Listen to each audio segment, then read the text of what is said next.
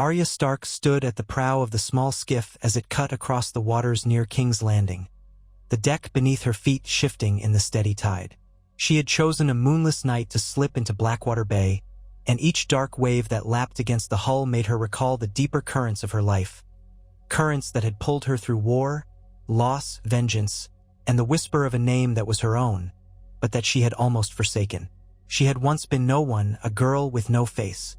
She had worn the shadows of the many-faced god in Bravos. She had prowled the long roads of Westeros under various names and guises. But when all was said and done, when the Night King had been defeated and the Game of Thrones had been played anew, she had discovered a deeper truth about herself. She was still Arya Stark, with Stark honor running in her veins and the dire wolf ghosting behind her steps. Her path had taken her across uncharted waters, yet inevitably, something about Westeros pulled her back, even after she had talked of exploring the unknown horizons west of the Sunset Sea. She was older now, hardened not by the House of Black and White alone but by the betrayal of illusions. The lines near her eyes were slight, but they told a story of countless roads traveled. Her hair, once short and ragged in an attempt to disguise her identity, now fell just past her shoulders in an uneven cut she had done herself with a short knife. She wore no elaborate garment, only practical clothes for travel. Dark breeches, a tunic of unassuming gray, and sturdy boots that had carried her across half the known world. Her companions were a handful of silent sailors she had hired, men and women who asked no questions, especially once she made it clear that coin was not a problem. Arya carried with her a small purse of gold dragons minted in King's Landing, a slender blade hidden at her hip, and the knife of Valyrian steel she had never parted with since the long night. There was still an eerie sheen to that blade by the moonlight's absence, as though it drank in the starlight and turned it into lethal potential. It was a reminder of the kill that had saved the world, if only for a fragile moment. The moment she had ended the Night King. Tonight, she wore a hood pulled low over her face. The captain, a taciturn woman named Marla, who had lines around her own eyes that suggested weariness and acceptance, asked quietly, "We'll be nearing the harbor soon. Are you certain you want to go in alone?" Arya turned and looked at her. There was kindness in her eyes, though it remained distant. "I am. Tie off at the old cove near the southwestern approach. I remember where it is. I can make my way from there." Marla studied Arya as though weighing how far to press the matter. "Don't go getting yourself killed over something foolish. No coin's worth that." Arya allowed herself a rare grin. "I've been in worse scrapes, Captain." She turned her gaze back to the dark water. "Besides, it's not coin I'm after." A short time later, the skiff drifted into a jagged cove where the walls of rock and the meager shoreline helped conceal it from any prying eyes. Marla and her crew disembarked just long enough to tie it to a barnacled post. Arya leapt onto the rocky sand, feeling the ghosts of memory swirl around her. How many times had she been in King's Landing?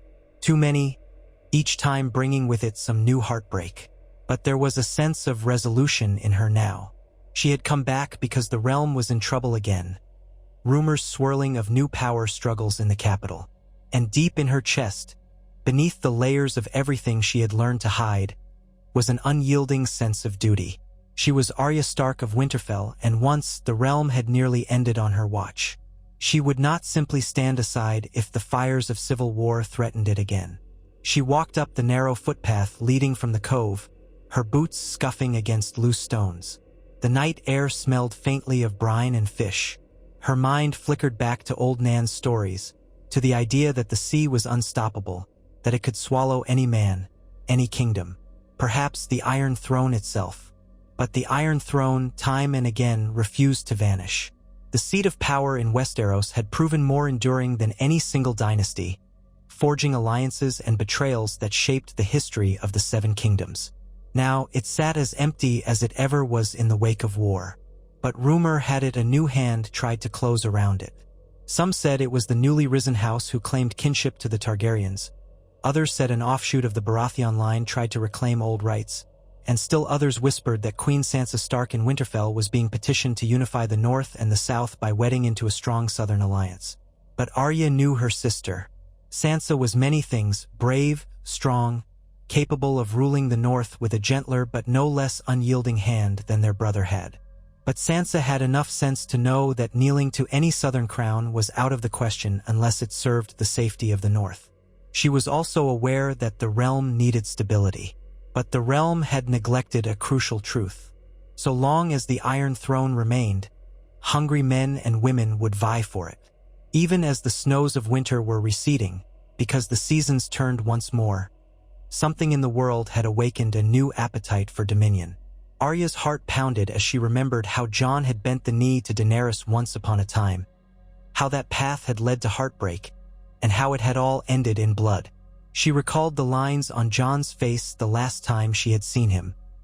He had chosen his exile beyond the wall, a place where he could perhaps finally find some measure of peace with the free folk.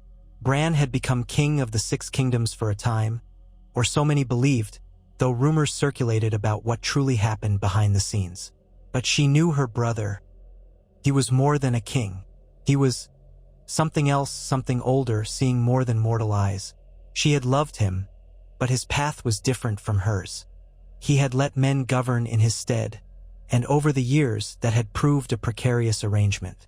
Varys had once said that power resides where men believe it resides, and men's beliefs changed like the wind. She continued her silent trek into King's Landing, stepping onto a street near Flea Bottom, hood drawn over her face. She had learned to blend in here, learned that in the chaos of the city, an urchin could vanish with ease. It was not difficult to slip by the sleepy guards at the outskirts.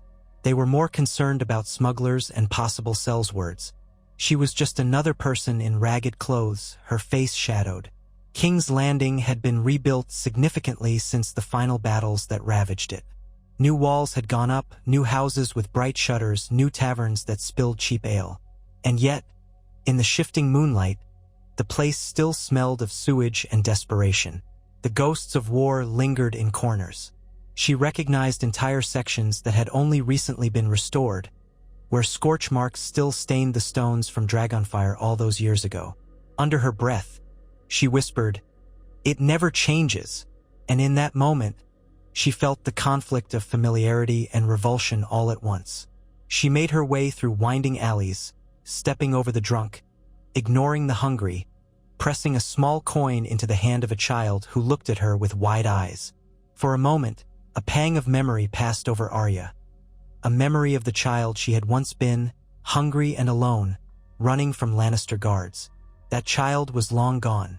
She paused outside a modest door that led to a brothel, or so the red lantern suggested. Voices inside were raised in laughter, but she had no interest in that. Instead, she crept along the side, found a ladder that led to the roof, and climbed. She made a short leap across to the next building, landing soundlessly. From there, she looked down upon a broad street. The main thoroughfare leading to the Red Keep was ahead, and the black outline of that fortress cut against the starry sky like a jagged crown. She saw the patches of new construction alongside old rubble. The Red Keep had never fully recovered from Dragonfire and the subsequent wars that followed. Its grand silhouette was still imposing, but even from a distance, one could see sections that were newly erected, stonework a different hue, as though wearing a scab of fresh architecture. The castle's ramparts, though manned, did not carry the same presence of thousands of gold cloaks. In these uncertain times, King's Landing had found itself short of the stability and wealth that once had poured in under better kings. Arya inhaled the chilly night air. She tried to measure the weight of the place. Something within her whispered that she was being guided by an intangible force, the pull of destiny or old gods. But that was Sansa's territory, thinking of duty, of responsibility. Arya had always been the lone wolf, the wanderer. Yet something had changed in her heart since the day she had ended the Night King. She had learned that power was not just the game of people like Cersei or Tywin Lannister. Power was also the capacity to protect, to shape the world in some way. She had turned away from that notion for a time, leaving for the seas west of Westeros. But the faces of her family were etched into her memory. The sincerity of her father's old lessons, the quiet love of her mother, the trials and triumphs her siblings had faced. In the end, she was pulled back, as if her name, Stark, was an anchor she could never cast away. Slowly, she made her way along the rooftops. Her feet found their grip on loose tiles. A single misstep would send her tumbling, but she was confident in her body's memory, her training in the house of black and white that had taught her the graceful balance of a cat.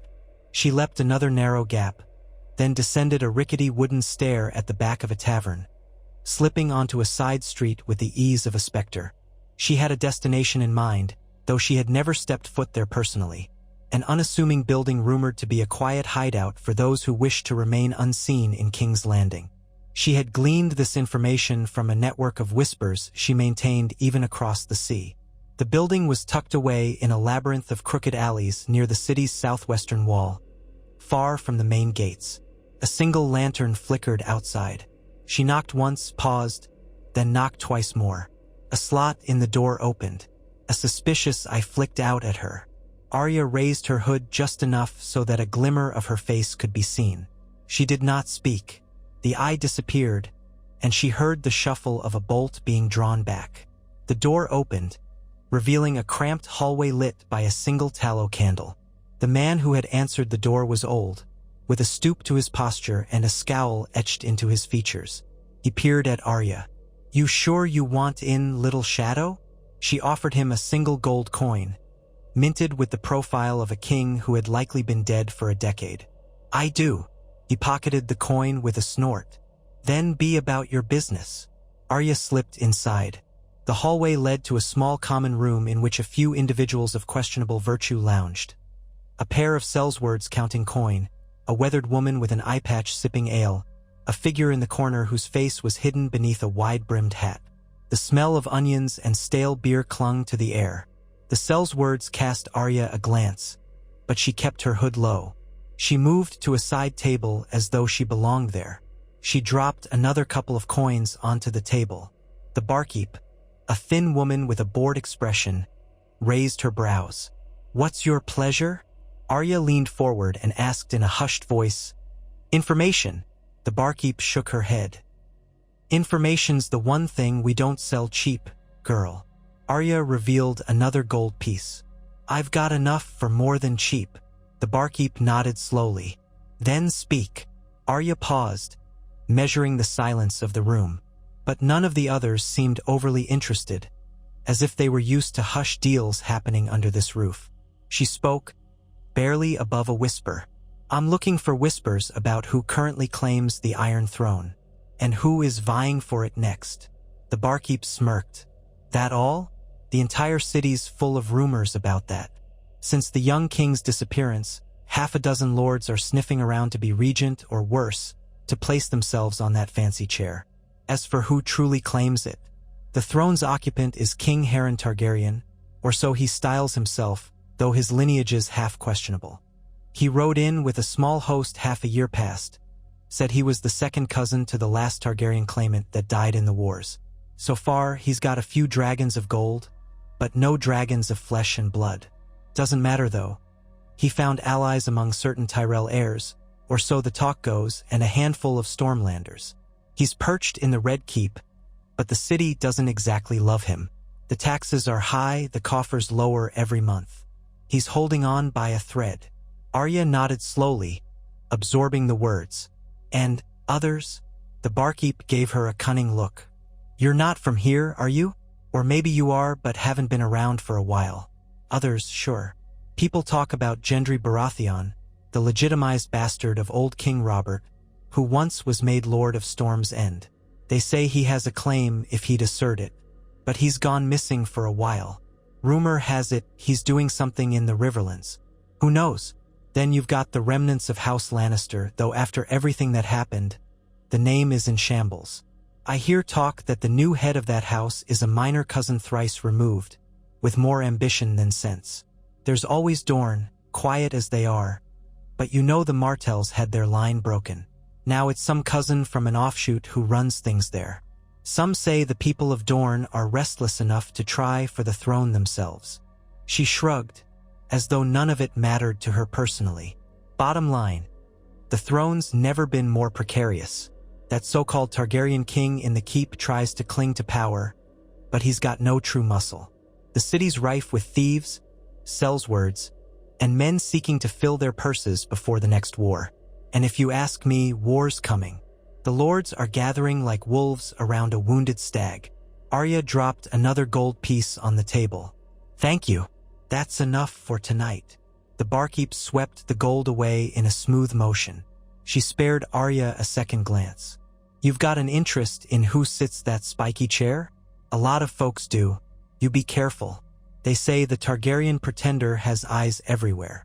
Arya let a small smile tug at her lips. I've heard differently. Good night. She exited into the hallway. The old man at the door let her pass without a word. Once in the alley, she paused, letting her eyes adjust to the darkness once more. She considered the news. A Targaryen pretender sitting on the Iron Throne with a half-baked claim. This was the sort of chaos that never ended well. Part of her wanted to dismiss it entirely, but she had heard a rumor half a world away that someone had invoked her own name in King's Landing, claiming that Arya Stark was the rightful hero who had saved Westeros and that House Stark had the truest right to protect the realm. The rumor had swelled into something more, feeding conspiracies that the Starks might ride south and unseat this Targaryen upstart. Sansa had no interest in that. The North was not going to kneel again, nor did it crave the burden of the South. Arya knew her sister well enough to understand Sansa preferred the North's independence. And Arya herself? She had never sought thrones or power. She had simply wanted freedom. But the realm itself was unraveling, new power-hungry lords stirring trouble, and no sense of peace or stability to be found. Her mind flickered to Gendry Baratheon. She had known him once as just Gendry, the bull-headed blacksmith's apprentice, bastard son of Robert Baratheon. They had traveled together, fought together, and parted ways. She remembered how he had knelt before her, offering a proposal of marriage when he was made Lord of Storm's End. She had turned him down. That life was not for her. Perhaps in another lifetime she might have said yes, but that chance had died on her lips. She had chosen the path of the lone wolf. Now, hearing his name, hearing that he might claim the throne, that knowledge turned in her mind like a key in a rusted lock. She began moving again, gliding through the darkness, her thoughts swirling. If Gendry was truly missing, perhaps the realm's hope of a better claim than a pretender Targaryen was fading. And if the realm descended into war once more, how many thousands would die this time? The sweet victory over the Night King had been a fleeting moment of unity. Now the living threatened themselves anew. She felt a familiar ember of anger kindling in her chest. Had everything they fought for been for nothing? She made up her mind. She would go to the Red Keep. She would see this king with her own eyes, measure his threat, and decide whether to intervene. She could not speak for the North, but she was Arya Stark, and her name still carried some weight, if only in the hush of rumor. In the darkest of nights, no one could say she hadn't tried to protect the realm once. Perhaps she would do so again if it came to that. Under the veil of night, she moved toward the keep's outer curtain wall. She remembered a hidden entrance, one of the many secret ways she had learned of long ago from overheard conversations or from exploring the labyrinth of the castle in her youth. The Red Keep had countless hidden passages. Varys had known them well. Arya had known them too. Once she realized how easily the walls could be melted through if one only found the right cracks. She reached a mossy section of the wall near the southwestern tower, where the scarring of dragonfire had weakened the stone. The repairs here had been hasty and incomplete. She pressed her hand to the stone, fingers sliding along the damp surface. Yes, there it was, a small gap easy to miss. She worked her knife into it, scraping away mortar, and felt it loosen. It took her the better part of an hour to clear enough rubble for a narrow opening. The night was quiet, save for the occasional cry of a gull. She heard no guards in the immediate vicinity. Most of them would be stationed near the main gates or patrolling the upper ramparts. After all, who would guess a single intruder might pick at old cracks in the wall? Arya squeezed through, her body more flexible than it appeared. She scraped her shoulder against stone, stifling a hiss of pain. On the other side, the passage was dark as pitch. She reached out, found a half-rotten torch on a sconce, and carefully lit it with flint. The hallway glowed in an orange flicker, revealing damp walls, old cobwebs, and a path that sloped upward. She made her way forward, listening to the drip of water. It felt as though she were descending into the memories of the keep itself. The passage eventually led to an abandoned storage cellar. Stacks of old crates and dusty barrels lingered under the weight of time. She extinguished the torch, letting her eyes adjust again. The path from here was less certain, but she recalled enough. If she continued through the door ahead, she would find a winding staircase that led to the main floors of the keep. She tested the door. It opened with a soft creak, and she slipped through. The corridor beyond was dimly lit by a single torch bracketed to the wall. She moved, quietly, ears straining for footsteps. She heard nothing but the echo of her own breath. There had been a time this keep was teeming with guards and officials. Now it felt half-empty, like a relic haunted by the illusions of grandeur. She found the staircase and began ascending. She passed a few landings, each leading to separate corridors. At one point, she paused to slip behind a crumbling column when she heard voices. Two men, possibly guards, walked past in conversation.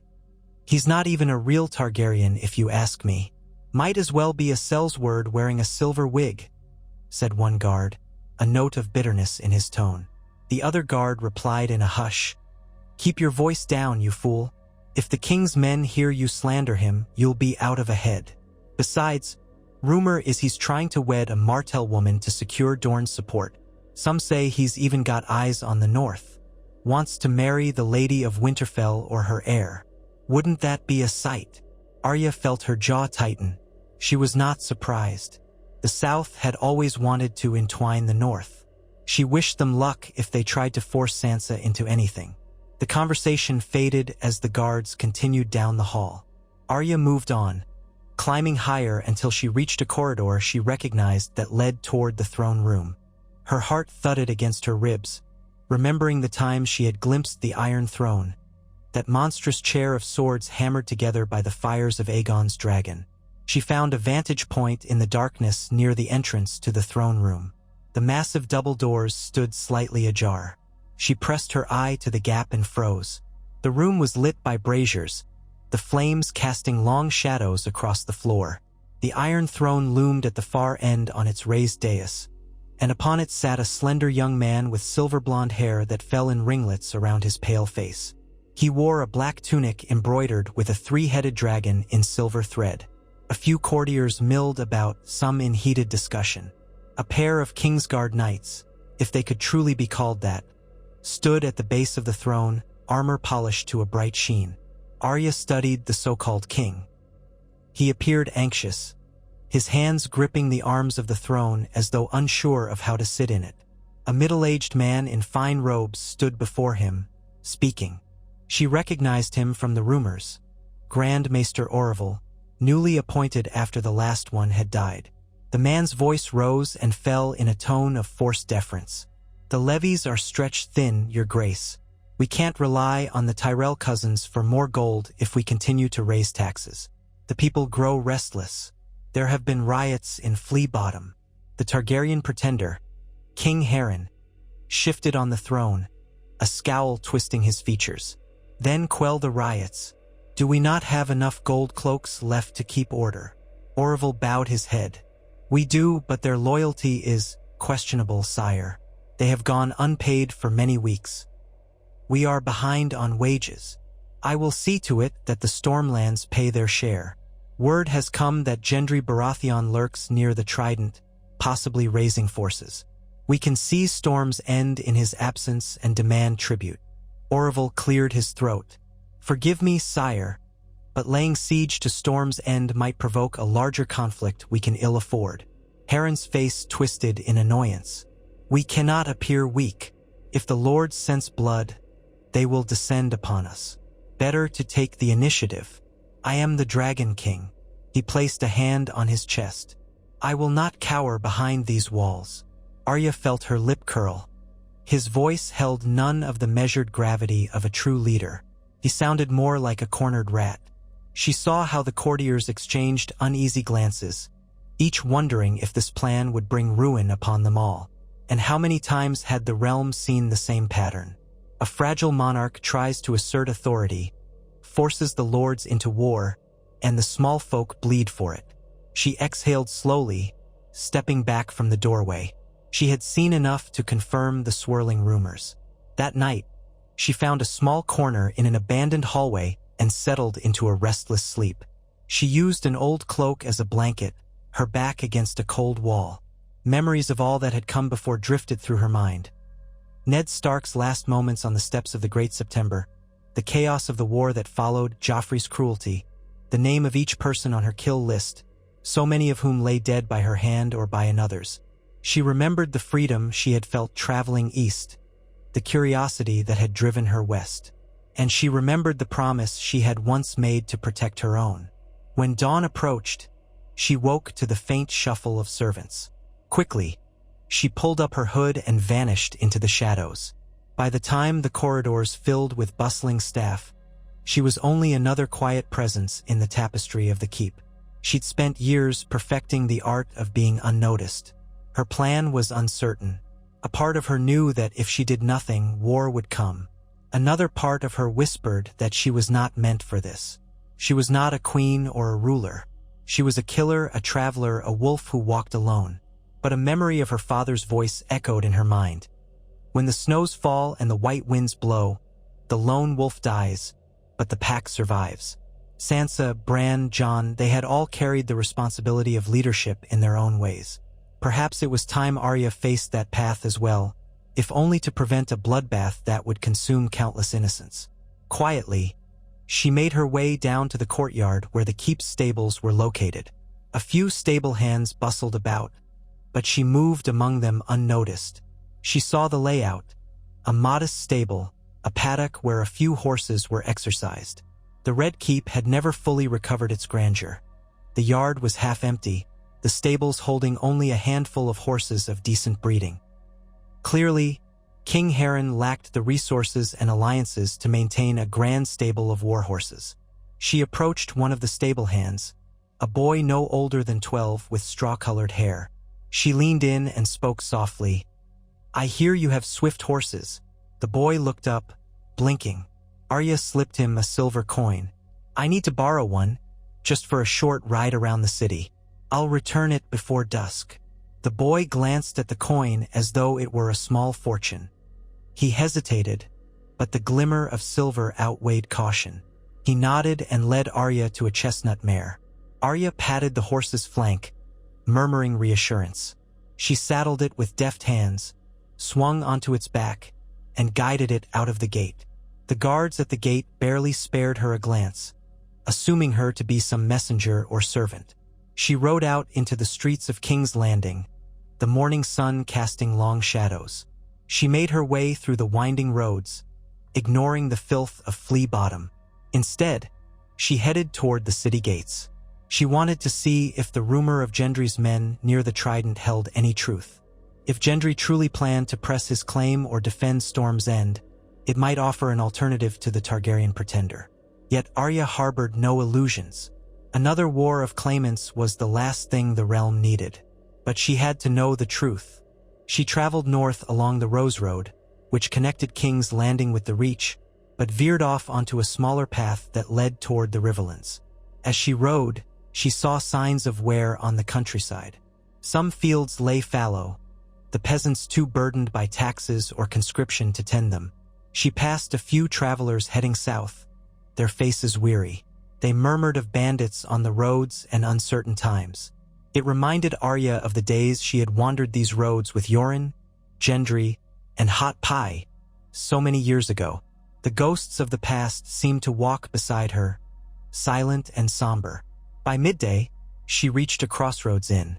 The place was bustling, a sign that traffic between the Riverlands and King's Landing was still considerable. She stabled her horse and entered the common room. The smell of stew and bread made her stomach rumble. She took a seat in a corner, hood low, and waited for the serving girl to appear. A wide-hipped woman with kind eyes eventually brought her a bowl of stew and a chunk of bread. Arya thanked her quietly. While she ate, she listened to the conversations around her, picking out fragments. Lord Gendry was seen near Riverrun, or so I heard. No love for the Targaryen upstart in the capital. The North remains aloof, as always. Some say the King's Council is down to half a dozen old fools. Each snatch of rumor painted the same bleak picture. Westeros was teetering. When she finished eating, she approached the bar and gently placed a silver stag on it. The barkeep, a balding man with a ruddy face, raised an eyebrow. "Traveling alone?" he asked, glancing at her hood. "These roads can be dangerous." "I manage," Arya replied. She tapped the silver coin. "Heard anything about Gendry Baratheon?" The barkeep chuckled. "That's the talk of the Riverlands, ain't it? Some say he's forging alliances with old Tully bannermen, those who remember the days when the Baratheons were allies of House Stark. Others say he's only passing through, trying to keep the peace. Storm's End is his seat, but he seldom sits it. Man's got a sense of restlessness, or so they say." Arya nodded slowly. "And you? What do you think?" The barkeep shrugged. "I think if he wants the throne, he'll have to fight the Targaryen, and we'll have another war on our hands. But maybe if he can unify enough lords, we'll have a short war for once. A man can hope." A short war, was there such a thing? Arya doubted it. She thanked the barkeep, took her leave, and rode onward. The day wore on, and the late afternoon sun slanted across rolling hills. The closer she got to the Riverlands, the more she noticed small camps of armed men. They looked ragged, as if recently assembled. Some flew banners with a stag's head. Others had no banners at all. She kept her distance, not wanting to draw attention. Eventually, she spotted a gathering near a shallow ford. A banner with the crowned stag on a field of gold fluttered in the breeze. Beneath it, men in mismatched armor sharpened swords, tended to horses, and prepared fires. Arya dismounted and led her mare behind a stand of trees, tying the reins where the horse could graze on sparse grass. Then she approached on foot, moving quietly as she scouted their perimeter. The men posted only a few sentries, none of whom noticed her ghosting through the underbrush. She circled the camp until she found a vantage point with a clear view of its heart. Then she saw him, Gendry Baratheon. He was older now, no longer the fresh-faced bull she'd known as a youth, but still powerfully built with broad shoulders. His hair was cropped short, dark as a raven, and a short beard framed his jaw. He wore boiled leather armor with the sigil of the stag sewn onto the chest. He stood near a makeshift table, examining a map while a couple of men conferred with him. There was a gravity to his expression that Arya had not seen before. She remembered the boy who had teased her, who had called her milady in jest, who had swung a hammer with a blacksmith's ease. Now he carried himself with the bearing of a commander, perhaps even a lord. Arya felt an unwelcome warmth stir in her chest.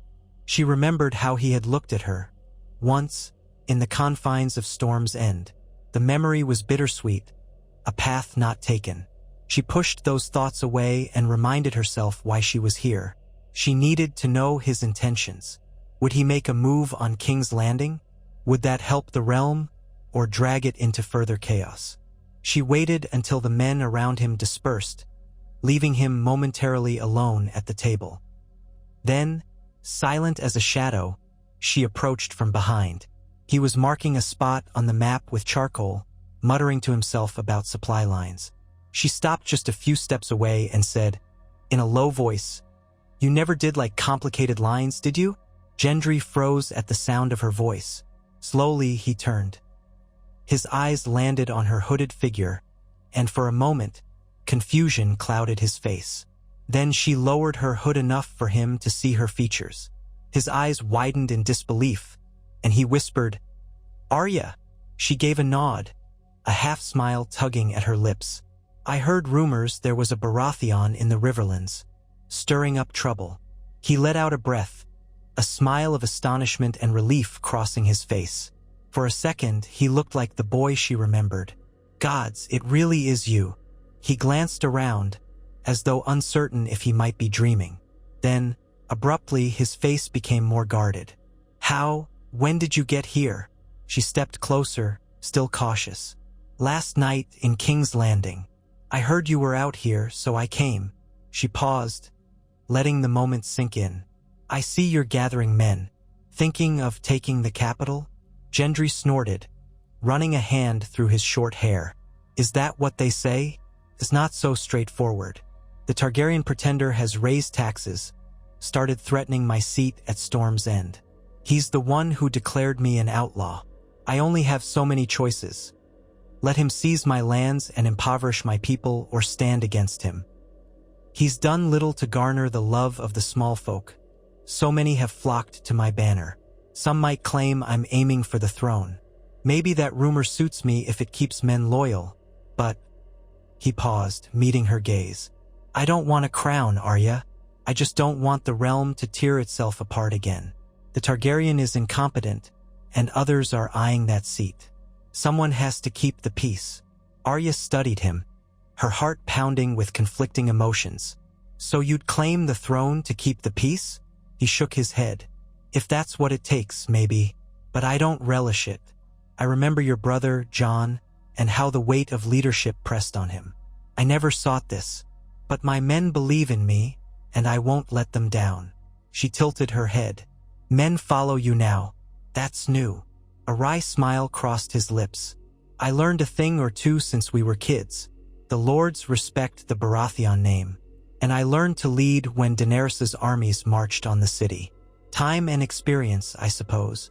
His eyes flicked to her cloak, the hint of steel at her belt. You vanished into the west, didn't you? Sailors whispered of a lone wolf crossing the Sunset Sea. She shrugged. I saw some lands, learned some things, but it seems Westeros doesn't let go easily. She hesitated, her next question heavy on her tongue. And if you do march on King's Landing, what then? War again? Gendry looked troubled. I hope not. Many of the city's guard might surrender if they see a hopeless fight. Could be bloodless or nearly so, but I can't let Harren keep strangling the realm. If someone doesn't stop him, the lords will go to war anyway. The difference is it'll be a dozen petty wars all at once. I'd rather it be one confrontation that ends quickly. Arya considered his words. A single confrontation, a quick end, was that possible? She had seen too much of war to believe it could be so clean. But at the same time, if King Harren's grip was as weak as it seemed, Gendry might indeed take the city with minimal bloodshed, especially if the small folk welcomed a change. Yet even then, it would leave Gendry on the Iron Throne, however reluctantly. Would that truly bring peace? Or would it simply sow another cycle of conflict? He reached out and gently touched her arm. She stiffened, unused to casual contact after all her travels, but she did not pull away. He said softly, Arya, you saved us all once. I haven't forgotten that. You've always fought for the realm, even when you were alone. If you stand with me, maybe we can end this madness without bathing the streets in blood. She swallowed, her throat tight. She thought of her father, of his code of honor, of the countless injustices she had witnessed. The realm might not need another reckless war, but it certainly didn't need Harren. If Gendry could unify the lords, perhaps it could be over swiftly. But was that enough to ensure peace? She exhaled. I'm not sure if I can stand for any king again. His eyes held a flicker of pain but also understanding. Then stand for the realm, for your family, for those who can't fight for themselves. Her heart hammered. She remembered the moment she had plunged the dagger into the Night King, the darkness of the crypts in Winterfell, the hush before the dawn broke. She remembered how the realm had stood on the brink of annihilation, and how she had taken one leap of faith to save it. Perhaps this was another such moment, albeit of a different nature. She nodded almost imperceptibly. I'll do what I can to protect the people. That's all I can promise. He released a slow breath of relief. Thank you. I'm glad you're here. Before the conversation could continue, a voice called from across the camp. One of Gendry's lieutenants was striding over. The man had a scraggly beard and wore chainmail that had seen better days. He gave Arya a curious glance but said nothing of her presence. Instead, he addressed Gendry. Lord, the Outriders report a band of Sellswords approaching from the west. They carry black banners, no sigils. Might be mercenaries for hire. They're heading in our direction. Gendry frowned, turning to Arya. We'd best see to this. You can come if you like, or keep hidden. Your choice. Arya considered it briefly. I'll stand at your side. She pulled her hood down, revealing her face fully for the first time in front of his men. The lieutenant's eyes flickered in recognition, but he said nothing, only nodding. Perhaps the men recognized her as Arya Stark, or perhaps she was just another woman armed with a blade. It mattered little. She followed Gendry across the camp to a spot where a few men on horseback were assembling. From a slight rise, they watched as a column of about 30 sellswords approached. They were a rough-looking bunch, clad in mismatched armor and leathers, led by a tall man with a cruel smile. They halted at shouting distance. The tall man raised a gauntlet hand. We seek Lord Baratheon. Gendry spurred his horse forward a few paces, Arya and a handful of men flanking him. The tall man's gaze flicked to Arya, but then returned to Gendry. He inclined his head in something akin to respect. I am Davor of the Storm Crows. Word is you're mustering forces against the Targaryen at King's Landing. My men and I might be interested in your cause. For the right price. Arya studied the sellswords. They looked dangerous but hardly disciplined. Their loyalty would extend only as far as the coin. She glanced sidelong at Gendry, wondering if he would stoop to hiring mercenaries. His jaw tightened, and he said, I don't want sellswords pillaging the countryside in my name. If you swear to abide by my rules, no looting, no harassing peasants, then perhaps we can talk. Davor let out a short laugh. We're not mindless bandits. We've had lords for employers before, We follow the gold, but we keep our word when it's given. Gendry eyed him. And how much gold do you require? Davor grinned. The Targaryen is paying a pretty price for swords. He's rumored to be hiring the Golden Company, but we want to see if there's a better deal. Let's call it 5 gold dragons for each man, and 100 for my captains. A murmur went through Gendry's men. Arya tensed, expecting that might be too high a price. Gendry's face darkened. You ask a lot. Davor shrugged. We risk our lives. If you succeed, I expect a cut of the spoils. If you fail, we die or run. Such is the business of war. Perhaps you'd like to make a counteroffer.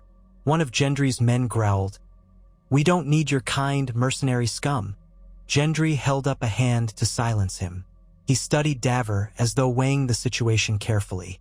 If I win, there will be spoils, but not the sort you can loot.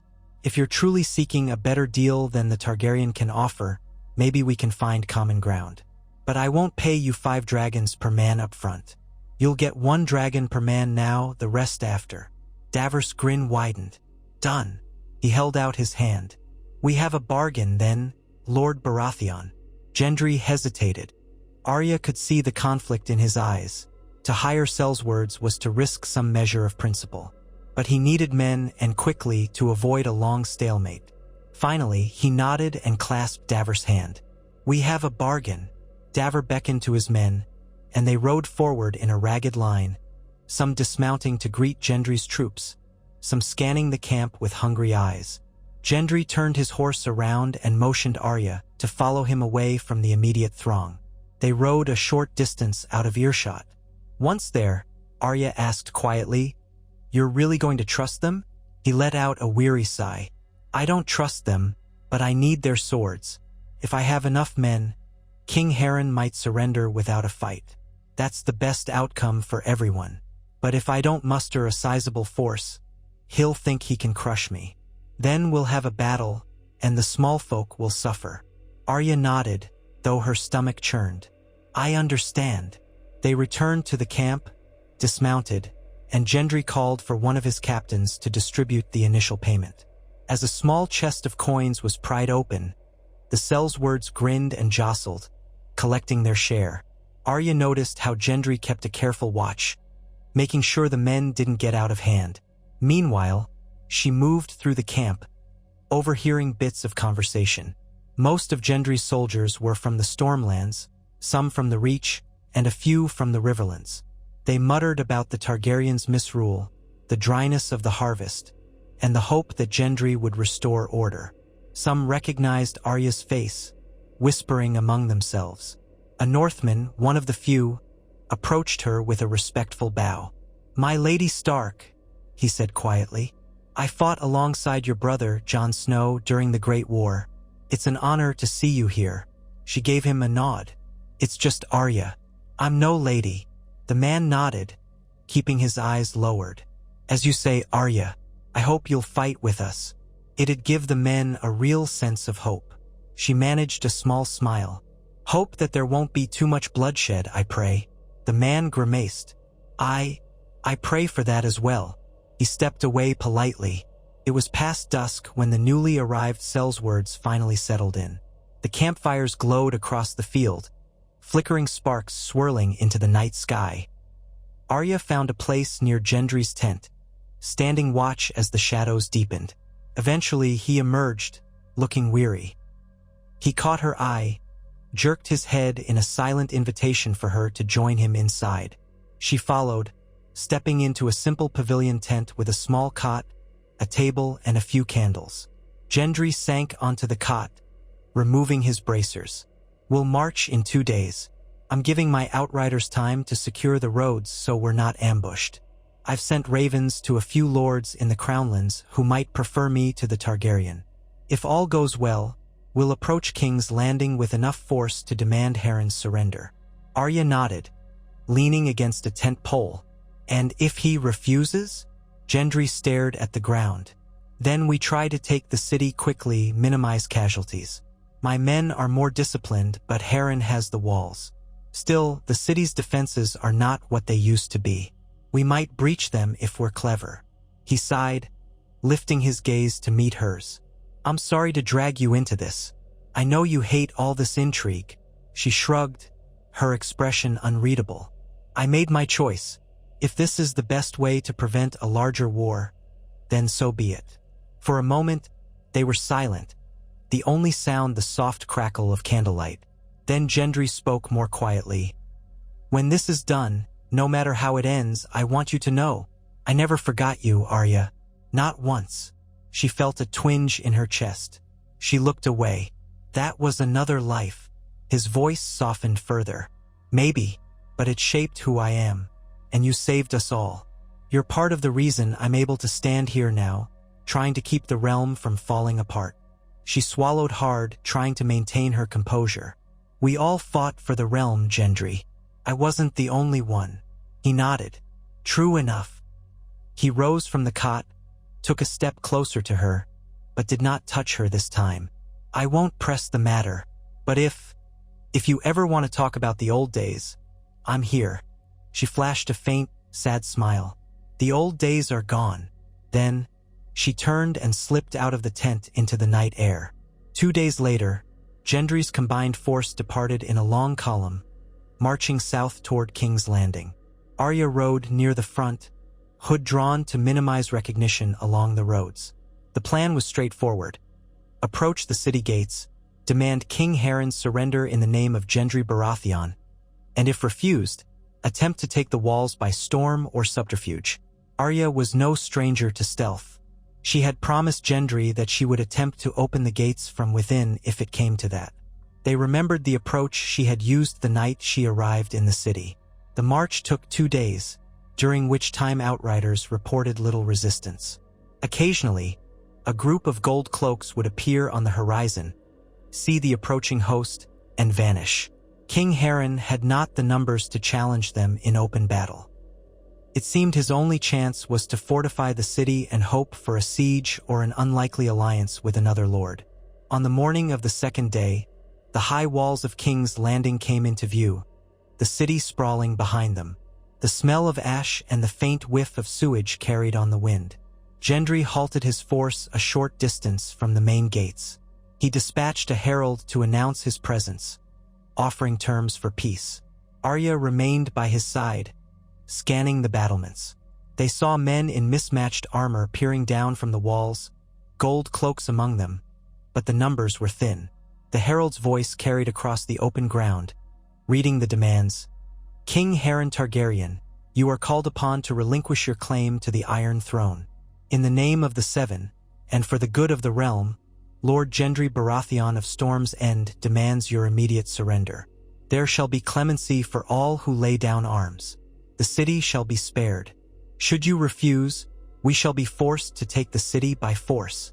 His words echoed, but no immediate reply came. The soldiers on the walls stirred uneasily. After a tense silence, a voice boomed back, "We do not recognize Gendry Baratheon's claim. Turn back or be destroyed." Arya and Gendry exchanged a glance. It was as expected. Still, Gendry gave Harren one more hour, sending another herald with a more pointed message. Again, the reply was silence. The gates remained closed. Gendry exhaled, lifting his helmet onto his head. "So be it," he muttered. His voice carried to his captains. "Prepare for the assault.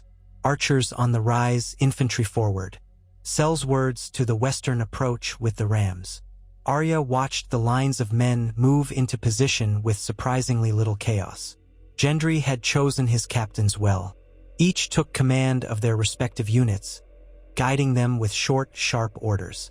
But an assault on the walls would be bloody. She recalled the devastation she had seen when Daenerys had taken the city with dragonfire. Perhaps this wouldn't be as disastrous, but men would die. She felt a coldness seep into her heart. She would do what she must, yet the prospect weighed on her soul. She turned to Gendry.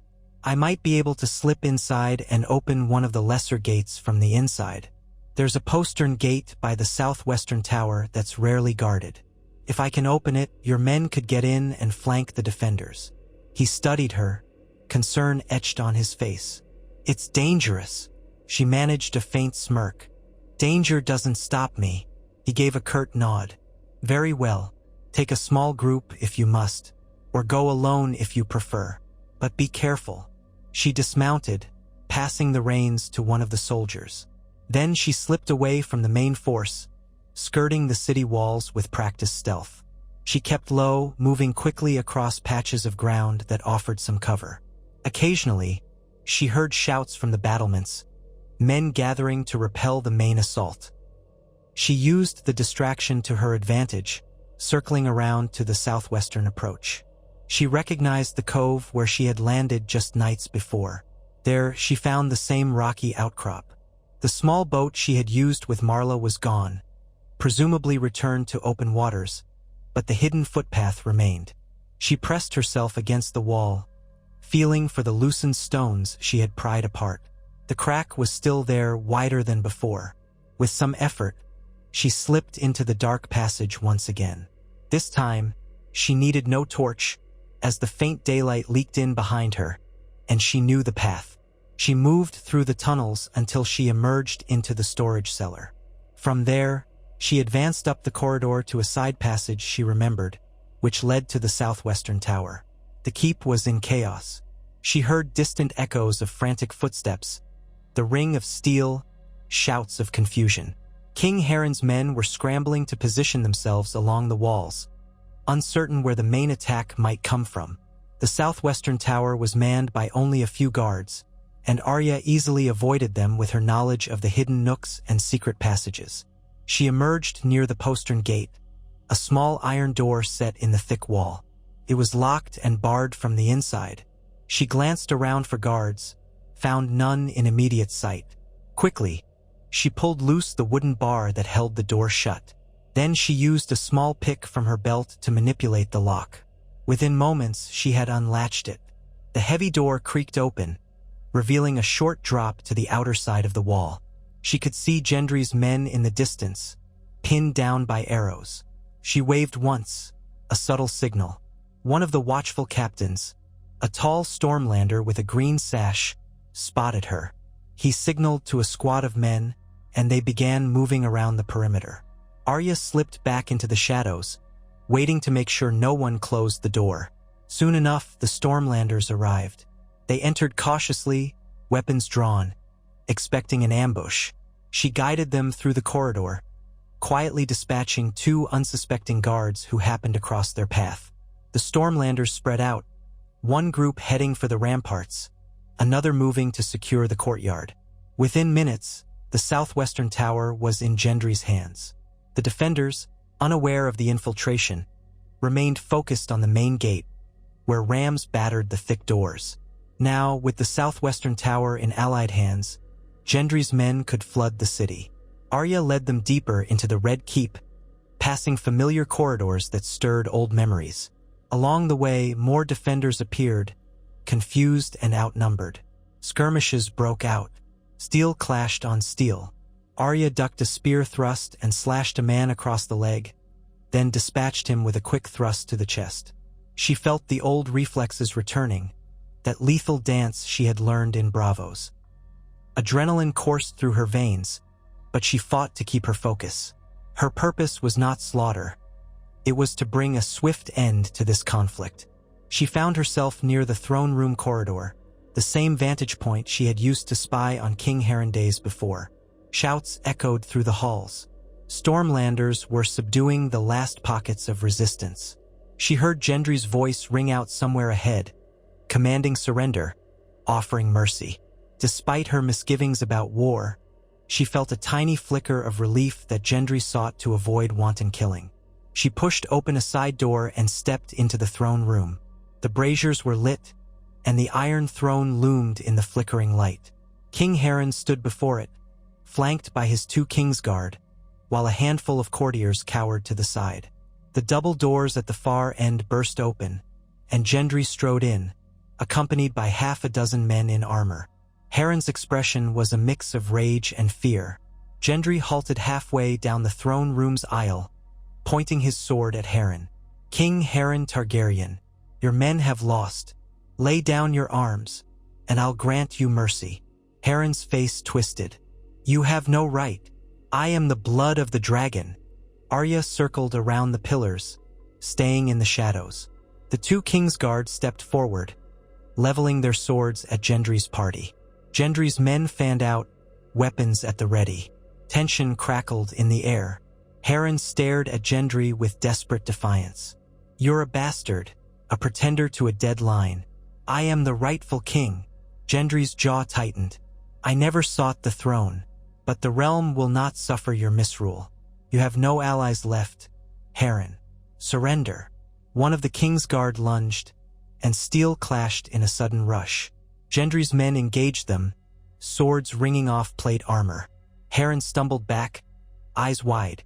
Arya dashed forward, weaving around the fight with uncanny grace. She positioned herself near Harren, who scrabbled for a dagger at his belt. Before he could raise it, she pinned his wrist with a swift movement, twisting the weapon from his grasp. He yelped in pain, eyes blazing with hatred. "You! Who are you two?" he began, but Arya cut him off by pressing a dagger to his throat. "Arya Stark," she said quietly. His eyes flashed with recognition, fear flickering behind them. One of the Kingsguard fell to Gendry's sword, while the other was subdued by Gendry's men. Silence descended in the throne room. Harren's courtiers cowered along the walls, stunned. Gendry stepped forward, his breathing ragged. He glared at Harren. "Yield." Harren's chest heaved. For a moment it seemed he might continue resisting. Then Arya pressed her dagger a fraction deeper, drawing a bead of blood. With a trembling breath, Harren dropped his gaze. "I yield," he spat. Gendry turned, scanning the hall. "Then it's done." He looked to his men. "Secure him. Treat any wounded defenders with mercy, but disarm them." Arya withdrew her dagger and stepped back, allowing 2 soldiers to seize Harren by the arms. The Targaryen pretender seethed with humiliation. Gendry dismissed him with a nod to the guards, who dragged him away. The tension in the throne room released in a collective sigh. Footsteps pounded as more of Gendry's forces entered to confirm the victory. Courtiers broke into relieved murmurs, uncertain of their new fates but grateful the fighting was over so quickly. Amid the swirl of activity, Arya found herself standing beside the Iron Throne, the flickering torchlight dancing off the swords fused into its design. Gendry approached, sword still in hand. He paused, gazing at the monstrous seat. Then he turned to Arya, meeting her eyes. "It's over." She nodded, exhaling. "Yes, but it's also just beginning, isn't it?" He gave a grim laugh, glancing at the throne. Probably, the city needs a ruler now, someone to keep it from chaos. She observed the throne, remembering the many who had fought and died for it, the seat of power that had overshadowed the realm for centuries. Slowly, she walked up the dais steps. She could almost feel its dark aura, the sense of finality and ruin. Once, the thought of anyone she cared for sitting upon it would have been horrifying to her, a sign of everything that had gone wrong in Westeros. Now, she stood beside Gendry as he surveyed the seat that might become his. She asked softly, "Will you take it?" "The throne." He inhaled sharply, lifting his gaze to the seat of melted swords. He didn't immediately answer. Then, in a low voice, he murmured, "I suppose I must, at least to stabilize the realm. If I abdicate, who rules then? Another pretender? Another war? The lords wouldn't accept a power vacuum. No matter how I feel, the realm needs a king." Arya's throat tightened. She remembered how Jon had felt forced to accept the mantle of king in the north. She saw a similar resignation in Gendry's eyes. "The realm always needs something," she said softly. He nodded. "Yes, it does." Then he stepped closer to her, dropping his voice. "But maybe it doesn't need me alone." His eyes flicked to hers, and for a moment, raw emotion passed between them. What if you remained? Helped me keep peace? I know how you feel about the court, but the people love you. They'd follow you as easily as they'd follow me. More so, perhaps." She felt her heart hammer. Part of her wanted to recoil. She was not meant for courts, for politics. She was a wolf, a wanderer. But another part of her remembered what the old Ned Stark might have done for the realm, what her father might have wanted from her. Arya turned away, staring at the throne. "I'm not," she began, then paused. The memory of all the bloodshed in her life, all the times she had turned her back on the realm's politics, flashed through her mind. Could she really walk away again, leaving Gendry and the realm to struggle alone? She swallowed. "I don't know if I can do that. I'm not a lady. I'm no queen." He placed a hand gently on her shoulder. "You're Arya Stark. That's enough." A swirl of conflicting feelings tore at her. She recalled the words of the faceless men, the vow of no one. Yet she was someone, had always been. She was of the North, a Stark, a savior once upon a time. She had killed for the realm. Maybe she could learn to live for it. Slowly, she reached up, resting her hand over Gendry's. The warmth of his touch anchored her. She didn't give him an answer in that moment, only turned to face him, eyes shining with tears unshed. "Let's first ensure the city is secure," she said. "The realm needs stability. After that, we'll see." He accepted that with a nod, a hopeful glint in his gaze. Then he signaled his men to begin the process of establishing order. Outside the throne room, crowds gathered, uncertain of their fate. But Gendry had prepared for this. He marched to the courtyard, addressing the gold cloaks and the small folk who peered through the gates. He declared Harren defeated, promising amnesty to all who laid down their arms, vowing to protect the city from further bloodshed. Arya watched from the side, noticing the relief in many faces. King Harren's rule had been short and unhappy. Most were glad to see him gone. In the days that followed, Gendry's men enforced a strict but fair order. Looting was discouraged with quick punishment. Rations were distributed to the poor. Harren was placed under guard in the dungeons, awaiting a formal trial.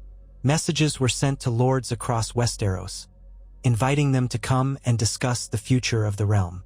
Some might be hostile, but Gendry hoped to win them over with diplomacy. If not, at least he held the capital now, and that counted for something.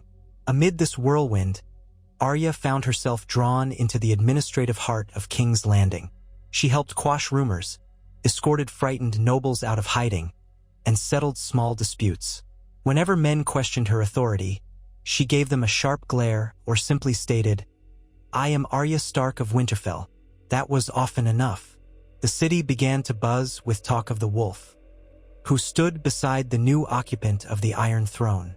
Despite her best efforts, She was pulled deeper and deeper into the role of a royal ally. She found herself advising Gendry, offering counsel on which lords to trust, on how to handle potential threats. She had traveled far across Westeros, after all, and had gleaned knowledge of its major houses. And though she despised court intrigue, she proved adept at reading people, sniffing out liars and opportunists who tried to cozy up to Gendry's new regime. One evening, as the sun set in a blaze of orange over Blackwater Bay, Gendry and Arya stood on a balcony of the Red Keep. The newly minted banners of House Baratheon hung limp in the still air. Servants busied themselves preparing a modest feast for the returning soldiers. Gendry's victory had been swift, largely thanks to Arya's infiltration. Now they awaited a fresh wave of lords and envoys who would want to see how the new power dynamic settled. Gendry leaned on the balustrade, gazing at the sun's reflection on the water. "They'll start calling me king soon," he said, a tinge of resignation in his voice. "Even if I don't take the coronation right away." Arya stood beside him, arms folded. "They will, and it'll bring all the complications that come with it." He cast her a sideways glance. "You could help share that burden, if you wanted." She closed her eyes briefly. There it was, the unspoken question lingering between them. "I can't be queen, Gendry. That's not me." He gave a slight nod. "I know." A pause. "But maybe you could be something else. Hand of the king, perhaps." She stiffened at the idea. The hand. The position her father had once held. The one that cost him his life in King's Landing. She felt a pang in her chest. "I'm not sure if I'm cut out for that." Gendry's eyes were gentle. "It wouldn't be forever, and you wouldn't have to do it alone. But your counsel is invaluable. You know the realm. You know how to judge truth from lies. It's a role that needs someone with your gifts. And maybe it's the best way to prevent more bloodshed." Arya let out a shaky breath, her mind churning. She thought of the stark, snow-laden courtyard in Winterfell, of the crypts where her ancestors lay, of the seas she had crossed. She thought of her father, how he had tried to do his duty, how he had lost his head because of it. She thought of her mother and brother, lost in the Red Wedding. She thought of the vow she made to avenge them, the vow that had consumed her for so long. And she thought of the moment she had killed the Night King, how everything had changed in the blink of an eye. Now here she was, faced with a choice that might shape the realm's future more than all her previous vengeance combined. She opened her eyes to find Gendry watching her, hope warring with understanding in his gaze. "Arya," he said softly, "whatever you decide, I won't hold it against you. You've given more to this realm than anyone could ask." She licked her lips, tasting the salt in the air.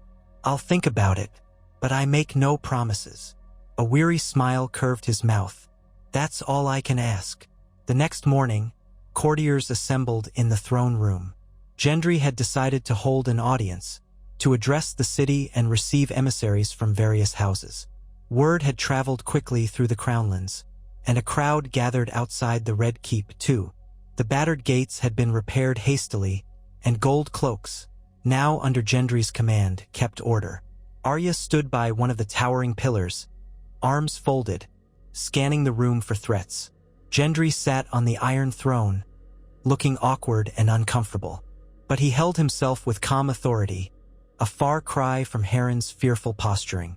On his right stood a small group of advisors, including a new Master of Laws and Master of Coin. On his left stood the newly freed knights who had served no master since the wars, now declaring allegiance to the Baratheon cause. One by one, the emissaries stepped forward. Some were minor lords from the Crownlands, bending the knee in exchange for promises of security and stable governance. A few offered mild criticism or concerns about taxes, only to be reassured that Gendry intended to lower them once the realm's coffers were reorganized. Then came a representative from the Reach, bearing a message from the Tyrell cousins who had once backed Harren. They claimed they had been misled, that Harren had promised them riches he could not deliver. Now they pledged to reevaluate their alliances. Gendry accepted their statements with measured politeness, neither condemning them nor readily trusting them. Then a figure in stark gray and white stepped forward, a tall, thin man with a distinctive wolf's head emblem on his cloak. Arya straightened, her heart giving a little jolt. The man bowed stiffly. "I am Maester Alden, bearing a message from Lady Sansa Stark of Winterfell." A hush fell over the court. Gendry nodded, gesturing for him to speak. Maester Alden unrolled a small scroll. "Her Grace," he paused, correcting himself. "That is, Lady Sansa invites King Gendry Baratheon to send an envoy north to discuss terms of alliance or non-aggression. The North does not seek conflict with the South, but nor does it desire any fealty. Lady Sansa proposes a formal treaty ensuring mutual respect of each other's sovereignty." Arya felt a tension drain from her shoulders. So Sansa sought peace and independence. It was exactly what Arya expected. Gendry inclined his head. "I accept the invitation. The North and the Stormlands have been allies before. I see no reason we cannot remain so. I will send an envoy to Winterfell at once." Maester Alden lowered the scroll, relief evident in his features. "Lady Sansa also requests to know the fate of her sister Arya Stark, if she is in King's Landing. There have been rumors of her presence." All eyes turned to Arya. She stepped forward, throwing back her hood. A collective intake of breath rustled through the court. The maester's eyes widened. "My Lady Arya," he said, bowing deeply, clearly relieved to see her well. Arya nodded. "I'm here, Maester. I'll gladly send word to my sister." She spared a quick glance at Gendry, who gave her a small, supportive smile. She turned back to the Maester. "Tell Sansa I'm safe. Tell her I'll be coming north soon to speak with her. Or perhaps she'll come south once the snows ease." She kept her words vague, not certain of her final decision. The Maester bowed again, accepting her instruction. He then withdrew with the other emissaries, presumably to be accommodated in the Red Keep until their return journey. A small ripple of excitement spread through the gathered courtiers. Arya's presence had always been more legend than fact, and now she was unmistakably present, rumored to have helped Gendry seize the throne. Gendry dismissed the court soon after, rising from the throne and descending the dais. He made his way to Arya's side. The courtiers parted, giving them space. He leaned in, speaking quietly. "It seems we have the North's cooperation, if not outright allegiance." Arya nodded. "That's the best we could hope for. Sansa will be fair. She won't provoke you unless you provoke her." He cracked a half-smile. "I'd never dream of provoking your sister." Then, more seriously, "Will you meet with her, or should I send someone else as envoy?" Arya looked at him, heart skipping a beat. I think I should go. I need to see her, explain everything. And maybe I need her advice." He bowed his head in acknowledgement. "Then go, if that's what you must do. I'll keep the throne warm in your absence." A faint glimmer of humor crossed her face. "Don't get too comfortable." In the days that followed, Arya made preparations for a journey north. She gathered supplies, arranged for a small escort, and penned a brief letter to Sansa announcing her intent to come. She felt a swirl of emotions at the thought of returning to Winterfell after so many years, but she needed to speak with her sister face to face, to decide how best to serve the realm without losing herself. A part of her still balked at the idea of being hand to a king, or any such official role. Yet she couldn't ignore the sense that her place in the realm was shifting. On the morning she departed, Gendry met her in the courtyard, away from prying eyes. The men who would ride with her, a mix of Stormlanders and a few northern men who had joined her on the road, stood ready with horses. Gendry approached Arya, his posture uncertain. Finally, he offered her a small, leather-bound parcel. "A gift," he said softly. She took it, unwrapping it to reveal a new blade, a Valyrian steel dagger, slightly curved, the hilt inlaid with a faint swirling pattern. Her breath caught. "Where did you?" He smiled gently. "I had it forged from scraps of another broken blade. I wanted you to have something worthy of your skill, should you need it. Consider it a token of my thanks and my respect." Her grip on the dagger tightened. "Thank you." She sheathed it at her belt, then met his gaze. Time seemed to slow. For a heartbeat, she thought he might reach out and kiss her. The memory of his earlier proposal flickered through her mind like a ghost.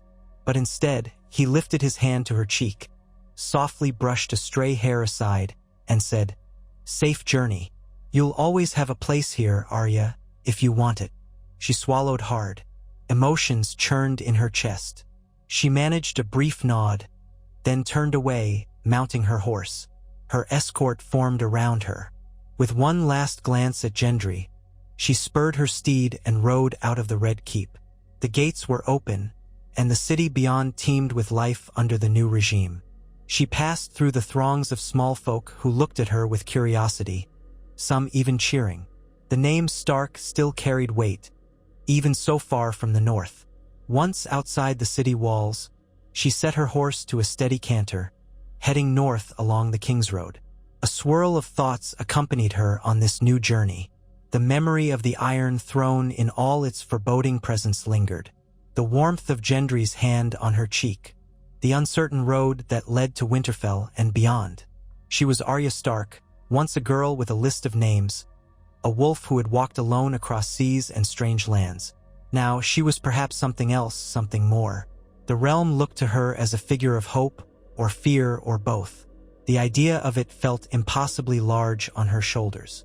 Yet the old gods and the new might have chosen this path for her, or so the songs would say.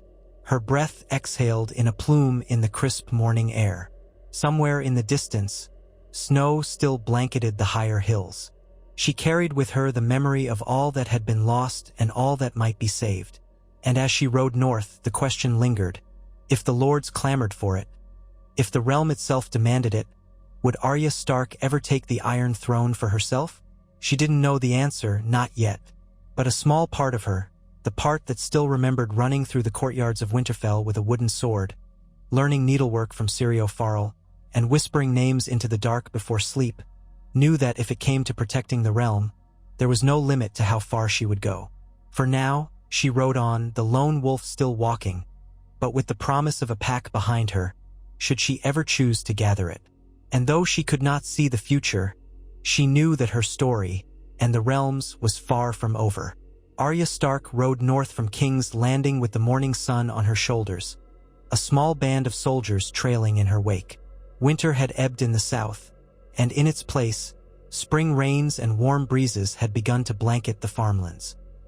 But the further north she traveled, the more the weather turned chill, reminding her that the north's thaw came slowly.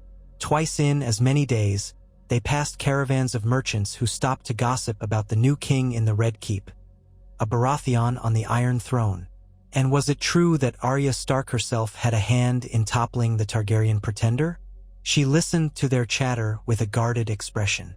The people seemed eager to repeat rumors, and in each retelling, the story grew more dramatic. Some said she had walked the corridors of the keep with the stealth of a ghost, single-handedly besting entire columns of soldiers.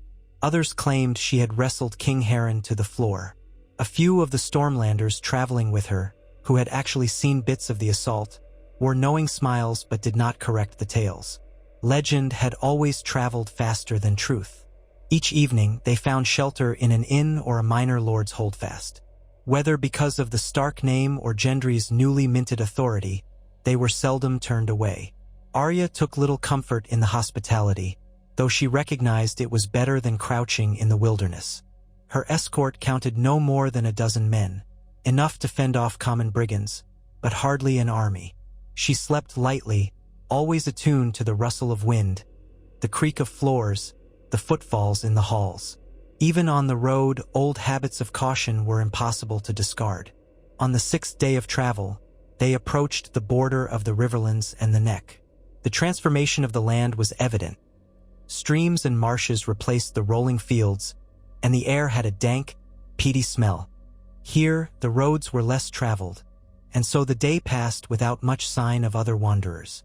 Her men kept a constant eye out for swamp bandits or holdouts who might still be loyal to the Targaryen or to some other lost cause. Though King Harren had surrendered and was a prisoner in King's Landing, some might not know or might not care. In the late afternoon, as a pale sun dipped behind clouds, Arya caught sight of a small campfire's smoke rising behind a cluster of willow trees ahead. She signaled her party to slow, then motioned for 3 of them to flank left while she and the rest circled right. At a cautious trot, they advanced through the tall grasses. Arya's senses sharpened. She could almost taste the tension in the air. A handful of figures emerged from behind the willows. Men and women in muddied cloaks, holding spears and half-rusted blades. They must have seen Arya's group approaching, for they began backing away, as if they were caught doing something they shouldn't. Arya raised a hand in a gesture of peace. "We mean no harm," she called, stopping her horse at a safe distance. The figures, perhaps a family or a ragged band, exchanged glances. One man, tall and gaunt, stepped forward. "We've nothing worth taking," he croaked, voice hoarse. "Spare us. We only want to get north." Arya's soldiers relaxed slightly. One of them, a Stormlander named Jairus, called back, "You've no reason to fear us. We're just passing through. Where do you hail from?" The tall man hesitated, then blurted, "Flea Bottom, King's Landing. We fled when the new king's soldiers marched in." He looked nervously at Arya's company. "We didn't know if the fighting would ruin everything, or if the old king's men would come for us. We had a run-in with a gold cloak patrol who tried to take our coin. So we fled." Arya recalled the chaos in King's Landing before Gendry's victory. Riots, unscrupulous guards, the daily miseries that afflicted commoners. She reined her horse a little closer.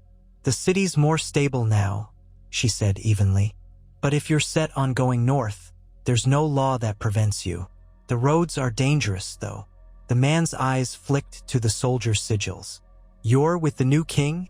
"We are," said Arya, though she gave no detail of who she was. She had no desire to make a show of her identity unless necessary. "He won't punish you for leaving the city. And if you return, there's new leadership in the Gold Cloaks. You should be safe enough. But I won't stop you from heading north." The man glanced at his bedraggled companions, 2 women and a boy holding a makeshift spear. Their expressions were anxious, as though they feared a trick. Finally, the tall man mustered a whisper of thanks and said, "We'll keep going.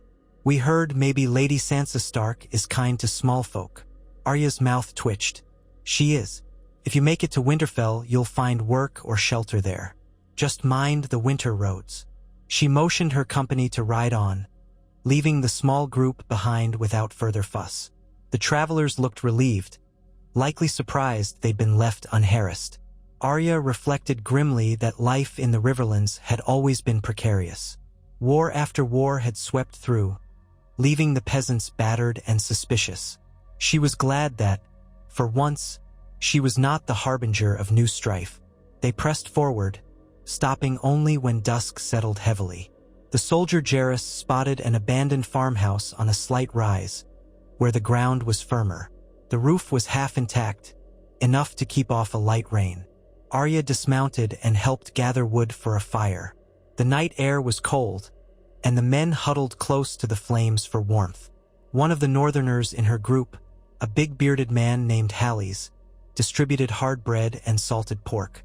They had lost some supplies on the road when crossing a flooded creek, so their meals were sparse. Arya didn't mind. She had known far worse hunger. In the orange glow of the flames, one of the Stormlanders turned to Arya, eyes reflecting curiosity. "I heard talk in camp," he ventured tentatively, "about whether you'll come back south after you see your sister.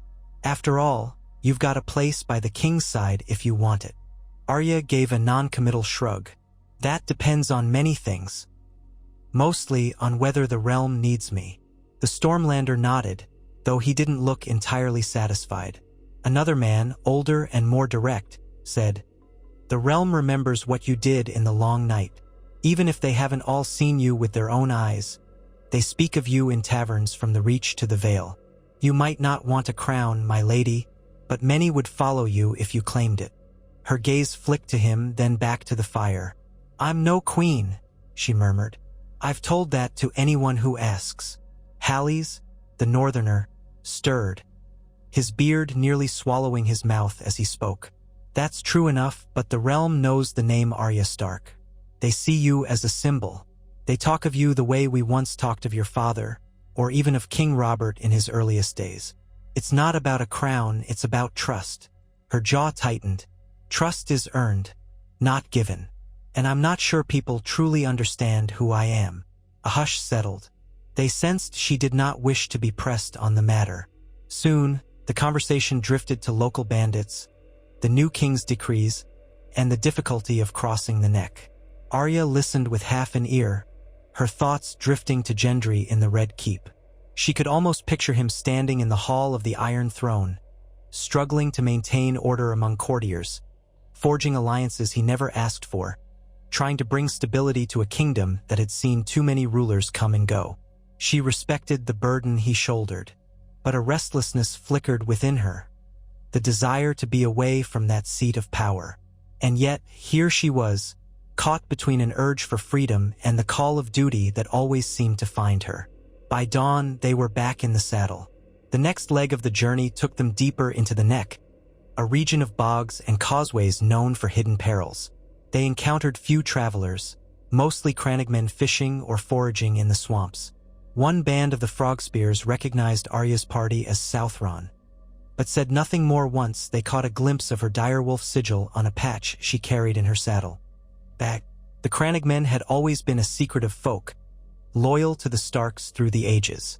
Even so, they watched her from behind the reeds with flat, unreadable eyes. Midway through the day, as they crossed a long wooden causeway over a marshy lake, the plank under Arya's horse splintered. The mare shrieked, her front leg plunging through the broken boards. Arya lunged forward, trying to steady the reins. One of her men shouted, rushing to help. The horse thrashed, and it took all of Arya's skill not to be thrown into the water. Finally, Hallease dismounted, tugged at the reins from the side, and managed to pull the mare free. The horse limped, trembling, but seemed otherwise uninjured. Arya slid off the saddle gently, stroking its neck to calm it. They examined the causeway. Much of the wood was rotting, the nails loose from the damp climate. Hallease shook his head. It'll only get worse up ahead. These roads haven't been tended in years, not since... He paused. Well, not since the war with the dead ended and the Southern kings neglected the repairs. Arya grimaced. It was a reminder of how the realm's infrastructure had suffered during the endless conflicts. We'll have to lead the horses carefully for now. She patted her mare's flank. The poor creature was still trembling, but not severely harmed. Progress slowed to a crawl. Each stretch of wooden causeway required them to test the boards, advance a few steps, then repeat. More than once, someone lost footing in the mud. By late afternoon, they were exhausted and coated in grime. The air buzzed with gnats that swarmed their faces. Arya set her jaw, determined to push forward, but soon enough, they found themselves sinking knee-deep in a stretch of bog that had no visible path around it. Gods, it's a wonder any army can pass through here, Jairus muttered, hauling one foot from the mud with an audible slurp. The neck would hold off entire legions. Arya found a firmer patch of ground at the edge of a tree root and planted her feet there. We'll try for another hour, she decided, scanning the horizon. She spied a sparse line of cypress trees, behind which the ground appeared a little higher.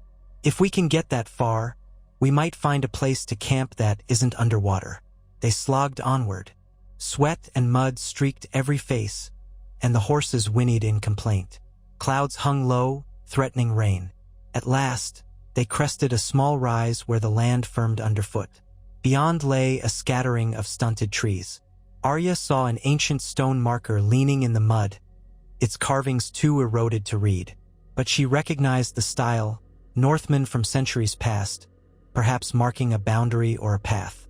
They found a slightly drier spot beneath the largest cypress and made camp. A few men set snares in the hope of catching something edible. Arya tethered the horses, then removed her mare's saddle, checking the injured leg. The swelling seemed minimal. She rubbed a liniment into the horse's foreleg, murmuring soothing words. She had a way with animals, especially after spending so much time on the road. In an odd way, this reminded her of her earliest journeys with the Night's Watch recruiter, Yoren, back when she was just a girl disguised as a boy. The roads had been dangerous then, too, though in a different sense. She was so engrossed in tending her horse that she almost didn't notice the figure approaching, silent as a shade. Hally's was at her side, clearing his throat softly. "Milady," he said respectfully.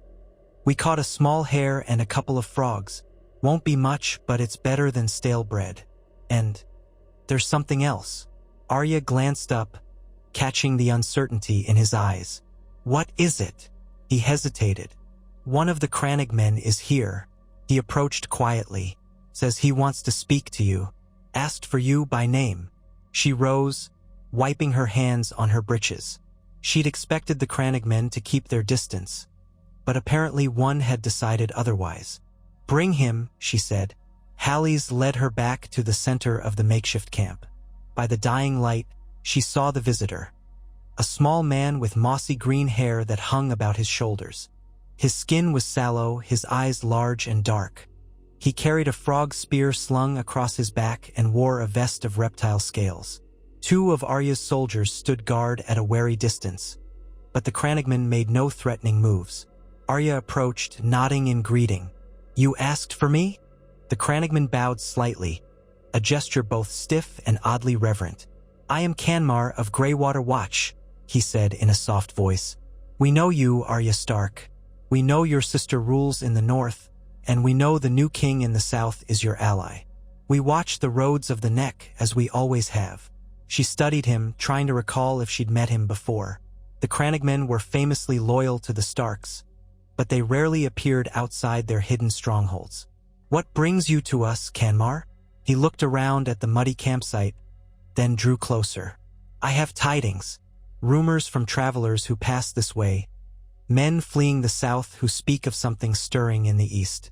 They say a Sellsword company is on the move, crossing the Sea of Dorne." The Golden Company. Arya's breath caught. She knew the Golden Company's reputation. The largest and most disciplined Sellsword company in Essos, once sworn to Targaryen restoration but prone to selling their swords to the highest bidder. She recalled how Daenerys Targaryen had used a fraction of them, and how they'd been scattered in the final battles. But if they were on the move again, where are they headed? Canmar shrugged his slight shoulders. "Some say they mean to land in the Stormlands, others say in Dorne. Perhaps they come to claim the city for themselves, now that the throne has changed hands. All I know is that many exiled lords and knights are said to be among them, men who would see the Targaryen line on the throne again, or men who see an opportunity for profit. We do not know the truth yet, but we thought it best you be warned. Word might reach your sister or your new king, but we prefer it reach you first." Arya nodded slowly. If the Golden Company was indeed mustering, it could mean trouble for Gendry. A foreign army in Westeros, funded by Targaryen loyalists or some other wealthy backer, might spark a fresh war. The thought of more bloodshed churned her stomach. "Thank you for the warning," she said sincerely. "Do you have any more news?" Canmar studied her, his dark eyes unblinking. "Only that the realm is unsettled. Old ghosts stir. House Targaryen may have a fragment of blood left somewhere, or they may have none. But people love the idea of dragons. Some might rally to that cause, even if the dragon is dead." He gave an odd shrug. "We Crannogmen do not care who sits on the Iron Throne, so long as we keep our swamps free. But House Stark has always been kind. We give you this tidings as a courtesy." She inclined her head in gratitude. "House Stark thanks you, Canmar. If you wish to remain with us tonight, you're welcome to our fire." His lips twitched in a hint of a smile. "We prefer the swamp. Fare you well, Arya Stark." With that, he turned and slipped into the dimness, silent as a ghost, leaving behind only the faint impression of footprints in the mud. Arya let out a slow breath, turning to Hally's. "We'd best keep that in mind. If the Golden Company lands in Westeros, Gendry's hold on the throne could be threatened." Hally's brows knit. "Want me to send a raven to him?" Arya nodded. "Yes, we should also send a raven to Winterfell to warn Sansa. But I doubt there's a maester's tower nearby. The Neck has few holdfasts, and even fewer maesters. We'll have to wait until Moat Cailin." Moat Cailin was a fortress in the Neck, an ancient ruin once used by the First Men and the North as a strategic defense point. Though many towers had crumbled, one tower still housed a skeleton crew of guards and a maester in service to House Stark. It would be the first outpost of the North along their path. Once there, she could get a raven off to Gendry and Sansa. Arya pressed her lips together, thinking, if Gendry faced the Golden Company alone, how would he fare? He had some men and the city guard, but little experience fielding a royal army. Would the lords rally to him quickly enough? She pushed the question aside. She could do nothing about it tonight. Darkness had settled over the swamp, the flicker of the campfire casting dancing shadows on the cypress trunks. Somewhere in the bog, a heron cried. Arya sat by the flames, lost in thought, while her companions quietly prepared what meager dinner they could from their catch. That night, she slept fitfully, haunted by dreams of masked faces and golden dragons. Each time she stirred awake, she listened for the quiet drip of water, the rustle of tall grasses in the night breeze. She wondered if the crannogmen still lurked nearby, watching. The idea didn't frighten her. She felt more uneasy about what might be happening far away in King's Landing. By the next day, they had resumed their careful trek over causeways and muddy trails. At midday, they reached a rise of dry ground overlooking a wide swamp. Jutting from the mire were the remnants of old towers. Moat Cailin, the fortress that had guarded the north for millennia. Some towers were collapsed into rubble, but one tall structure, known as the Drunkard's Tower, still stood. A northern banner, a gray direwolf on a field of white, hung limp in the still air above it. Encouraged by the sight, Arya and her escort pressed on. A series of half-sunken ramparts led to the fortress gate. A guard on the wall called out, "Who goes there?" Halleys answered, "Arya Stark of Winterfell. Open the gates." The guard peered down, squinting. "If you're truly Arya Stark, hold a moment." He vanished from view. Arya heard whispers, then a low murmur. Eventually, the gate creaked open, and the guard stepped forward. He was a rangy man in northern leather, a half-helmed shape with a scraggly beard. His eyes widened when he saw Arya's face. "Gods be good. It is you." Arya slid from her saddle. "I need a raven sent to Winterfell, and another to King's Landing. Urgent news." The guard gave a quick bow. "We'll see it done, my lady." They led Arya and her men inside the partial courtyard, ringed by crumbling walls. A smaller inner structure, the Drunkard's Tower, served as a garrison for maybe a dozen men. There was a stable yard, a well, and a storage shed. Everything looked damp, the stone mossy from the swamp's humidity. But Arya was glad to see the wolf's head banner after so many days in the bogs. It was a sign that her sister's governance still extended here, however lightly. A young maester, barely older than a boy, greeted her at the foot of the tower steps. He wore the chain of his order, though only a few links. He introduced himself as Maester Kevrin, appointed by Lady Sansa to watch over Moat Cailin and keep communication with Winterfell. "It's an honor, my lady," he stammered, eyes wide. "I'll see your letters sent at once." Inside a cramped chamber with a single window that overlooked the swamps, Arya penned 2 messages. The first was to her sister, "Sansa, I ride for Winterfell, still 2 or 3 days away. I bring warnings. The Golden Company may be mustering in Essos to cross the narrow sea, possibly to support a new Targaryen claimant or someone else who would unseat Gendry. I plan to arrive soon. Prepare for any uncertain times ahead. The realm may need the North stability. Arya." The second note went to Gendry. "King Gendry, I have heard troubling news from the Neck. The Golden Company gathers in Essos, possibly sailing for Westeros. Their purpose is unclear, but it may be to challenge your reign in the name of a Targaryen or for their own advantage. Strengthen your defenses, gather your allies. I am continuing north to see my sister. I trust in your judgment to maintain order until we can learn more. Arya Stark." She sealed both letters with wax, pressing her ring, marked with a direwolf's head, into the still warm seal. Though the ring was a simple piece, given to her by her sister when she returned to Winterfell after the Great War, it bore enough resemblance to the Stark sigil to serve as her mark. She handed them to Maester Kevrin, who carefully affixed them to the legs of 2 ravens in the rookery. The birds were released from a narrow slit in the tower wall, flapping into the cloudy sky. Satisfied, Arya descended to the courtyard to see how her men fared. They had found stable room for the horses, though stable was generous. A section of half-roofed ruin that had once been a guard tower. Still, it was drier than the swamp.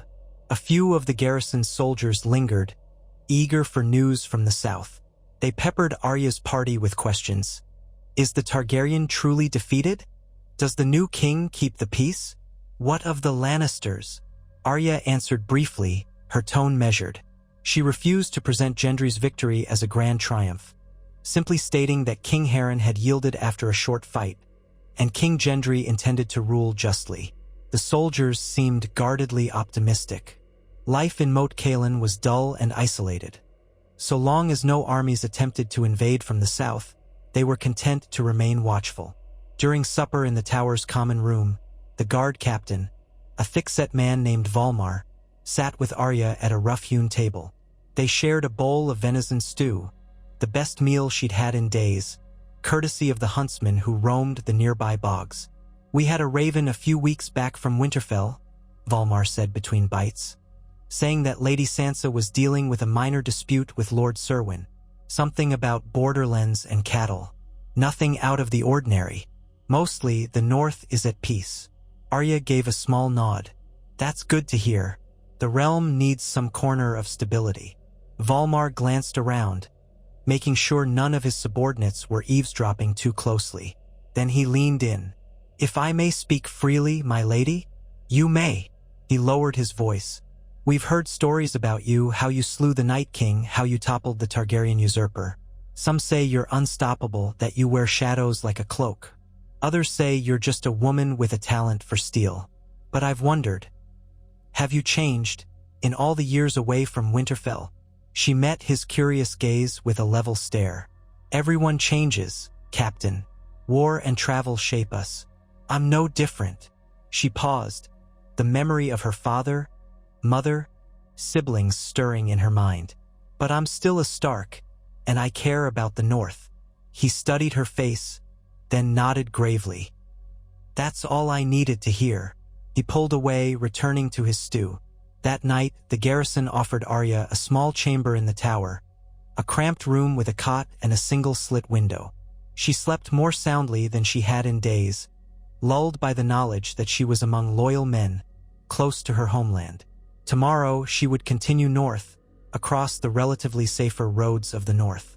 In 2 or 3 more days, she would set eyes on Winterfell once again.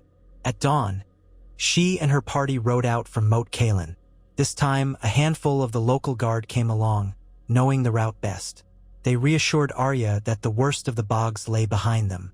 Soon enough, the terrain gave way to firmer earth, and by midday, the next border was behind them.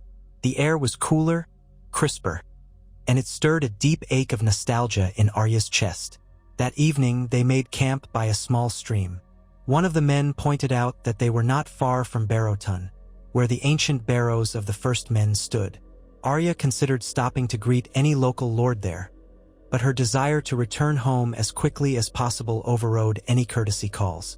They pressed on, pushing the horses to a steady pace. By the second day after leaving Moat Cailin, the familiar pine forests of the north rose around them. Arya felt a peculiar warmth, despite the chill in the air. This was her homeland, the place where the old gods watched from the heart trees, where her family's blood was rooted. On the final day, the sky was overcast, threatening light snow. Arya crested a gentle slope and saw, in the distance, the gray walls of Winterfell. Smoke curled from its chimneys, and the banners of House Stark flew on the battlements. She halted her mare for a moment, taking in the sight with a tightness in her throat. It had been years since she left, years since she last saw those towers. Even though she had come and gone more than once after the war, the feeling of returning never ceased to move her. Her escort seemed relieved as well. Halleys let out a small whoop of joy, and a Stormlander joked, "If this is the north, your winters must be savage indeed, but the sight of home is always comforting." They descended the slope toward the open fields that led to Winterfell's outer gate. Farmers worked in the fields, many stopping to stare at the riders. Some recognized Arya's face, or her posture, or her Stark insignia, and began to murmur excitedly. A young boy dropped his bundle of sticks and ran alongside the horses, calling out, "Arya Stark is home! Arya Stark is home!" Others took up the cry, and it rippled ahead of them to the gatehouse. By the time Arya approached the gates, a pair of guards in Stark livery stood waiting. One was a tall woman with a pox-scarred face, the other a lanky youth. They bowed in unison. "My lady, welcome back to Winterfell. Lady Sansa awaits you in the Great Hall." Inside the walls, Winterfell felt as though it had awoken from a long slumber. The courtyard bustled with blacksmiths, stable boys, and messenger birds flapping overhead. The scents of pine smoke and hearty stew wafted from the kitchens. Arya swung down from her horse, handing the reins to a stable boy, who gawked at her with wide eyes, clearly starstruck. She gave him a slight nod before striding across the courtyard, her escort trailing behind. As she neared the great hall, the massive oak doors swung open, and out stepped Lady Sansa Stark, flanked by a pair of guards. The new Lady of Winterfell was clad in a heavy gown of gray wool trimmed with white fur, her red hair braided in a regal style that accentuated her high cheekbones. At the sight of Arya, her composed face broke into a rare, genuine smile. "Arya," she said warmly. Arya quickened her steps. The two sisters met at the threshold, and Sansa reached out, clasping Arya's arms. For a moment, neither spoke, but their eyes shone with a mix of relief and emotion. Then Sansa drew Arya into a brief, fierce embrace. It was a testament to how far they had come since their bickering childhood days, that they could share such an unguarded moment. Stepping back, Sansa looked Arya up and down. "You're thinner than I remember, though I suppose you always were lean. I heard you had quite an adventure in King's Landing." Arya shrugged, a small, wry smile on her lips. "It's good to see you too." Sansa motioned her inside, ordering a servant to see that Arya's escort was fed and given quarters. The great hall was warm, a huge fire crackling in the hearth. Long trestle tables stretched the length of the room, though it was not mealtime, so they were sparsely occupied. Servants scurried about with trays of bread and jugs of ale, clearly preparing a welcome for the returning Stark. Sansa guided Arya to the raised dais where the high table stood. There, they sat side by side, the warmth of the fire enveloping them. "Your raven arrived," Sansa said softly once they were settled. "I've been waiting, uncertain of how soon you'd appear. Your news about the Golden Company is troubling." Arya nodded, leaning forward. "The Crannogmen told me. I sent a warning to Gendry as well. If the Golden Company truly lands, we could see another war. It depends on who's hiring them, or if they come on their own. It's chaos." Sansa's face grew serious. "The realm can't endure more war.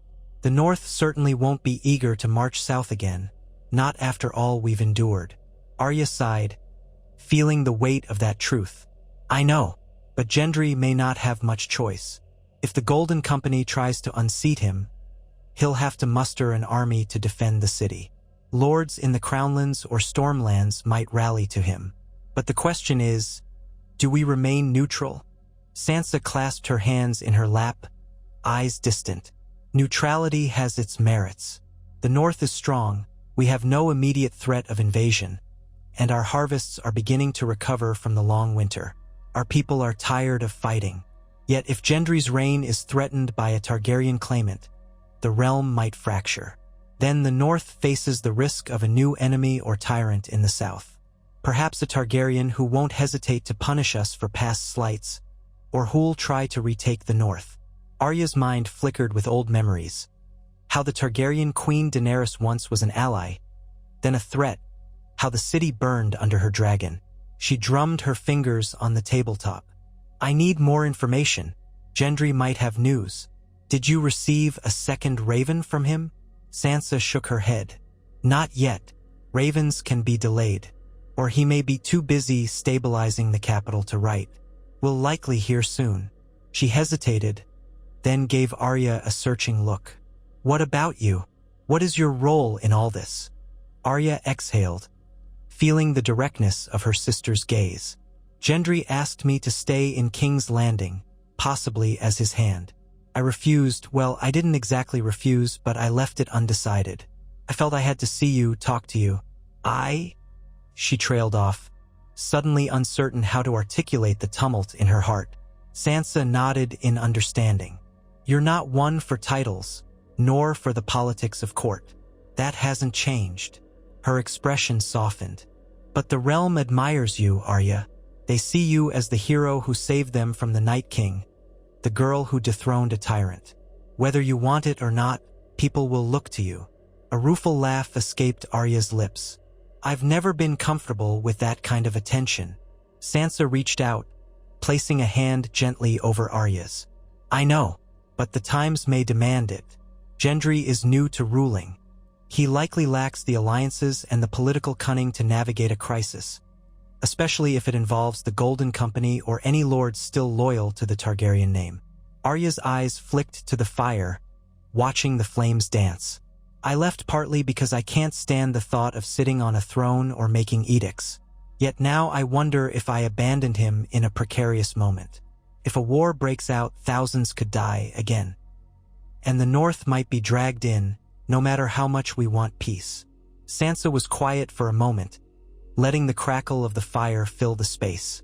Then she said, "We Starks have learned the hard way that refusing to play the game doesn't always spare us from its consequences. We can't isolate ourselves entirely. The question is how to engage without sacrificing our principles or our people." Arya met her sister's gaze. "What would you do if you were me?" Sansa pursed her lips thoughtfully. "I'd ensure the North is fortified. Then I'd seek to negotiate an alliance with Gendry on equal terms. An alliance that respects the North's independence but also ensures mutual defense against any threat from across the sea or from Targaryen loyalists. If the Golden Company lands, the combined forces of the North and the Crown could deter them, make them think twice about starting a war they can't win." Arya mulled it over. "So, you'd stand by Gendry, so long as he respects the North's sovereignty?" Sansa nodded.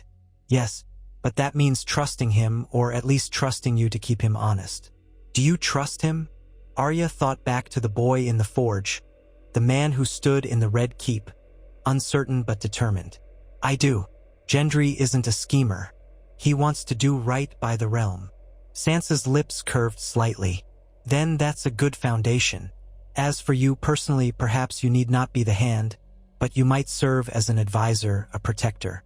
You could move between the North and King's Landing, bridging our two worlds. People respond to your presence, Arya. They see you as a unifying figure." It was a strange notion, that she might become a bridge between her sister's domain and the newly forged Baratheon rule. She had always been a traveler, but not in such a formal capacity. Yet, she couldn't deny the sense it made. "That might be possible," she said slowly. "I'd have to speak to Gendry again." Sansa squeezed her hand, then withdrew. "We'll make arrangements. For now, rest. Tomorrow I'll gather my advisors. We can plan how best to respond if the Golden Company truly lands. And if we receive word from Gendry, we can decide whether to send an envoy, maybe you, to coordinate." Arya nodded, relieved to have a plan forming.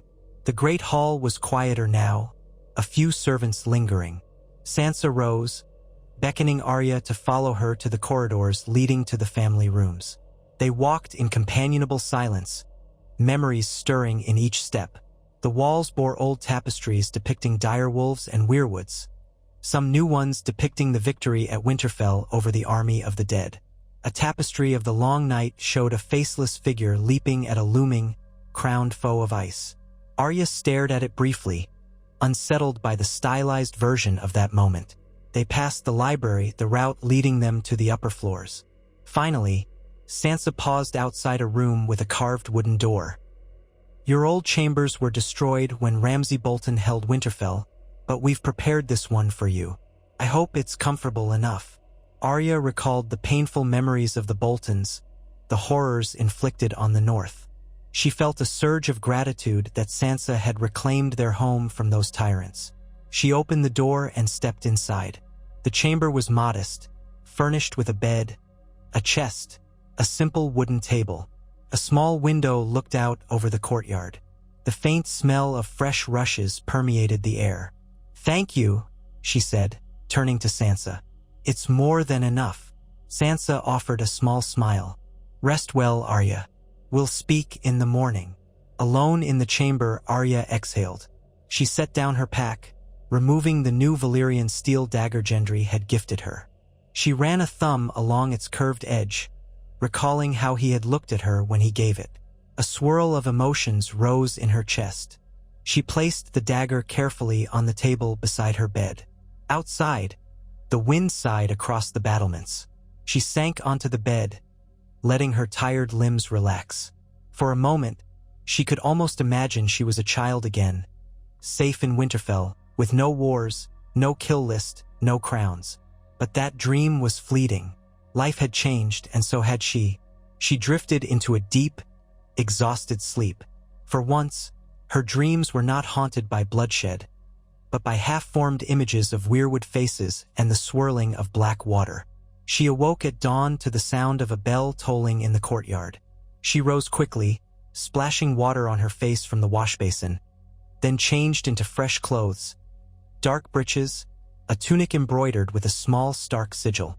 It was strange to wear something so openly proclaiming her identity. She had spent so long hiding it. When she made her way to the hall for breakfast, she found Sansa already seated at the high table, flanked by a handful of northern lords who had arrived to pay respects. Lord Glover, Lord Serwyn, and Lady Mormont's cousin, a young man who had taken command after Lyanna Mormont's death, were among them. They stood upon seeing Arya, each offering a brief bow. Arya inclined her head, a bit uneasy with the deference but acknowledging them politely. Sansa gestured for Arya to sit.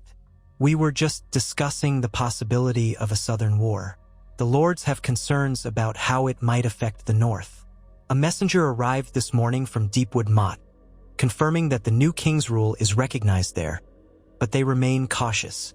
Lord Glover, a gray-bearded man with a stern demeanor, picked up the thread. "Lady Arya, we all remember the cost of southern entanglements. House Glover still recovers from the wars. We have no desire to send men south again, unless absolutely necessary.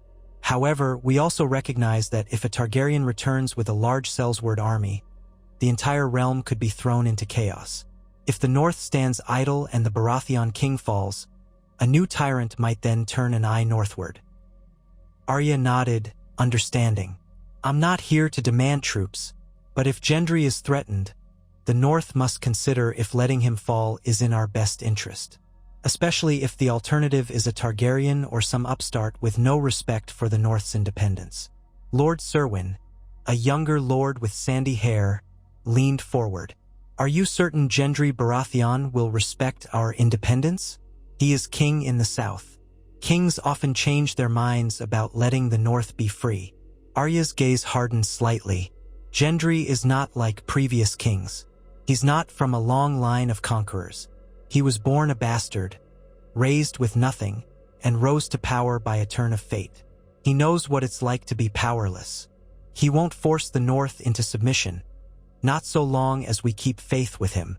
Sansa, noting the tension, added calmly, "We can negotiate a formal treaty of non-aggression and mutual defense if war looms. I won't order the North to march south lightly. But if the Golden Company lands, we might send advisors or a small token force to King's Landing, enough to show that the North stands behind King Gendry's rightful claim. That alone could deter the Sellswords. If they suspect, they'll face a united realm." The lords exchanged thoughtful looks. Lady Mormont's cousin, a stout young man, spoke up.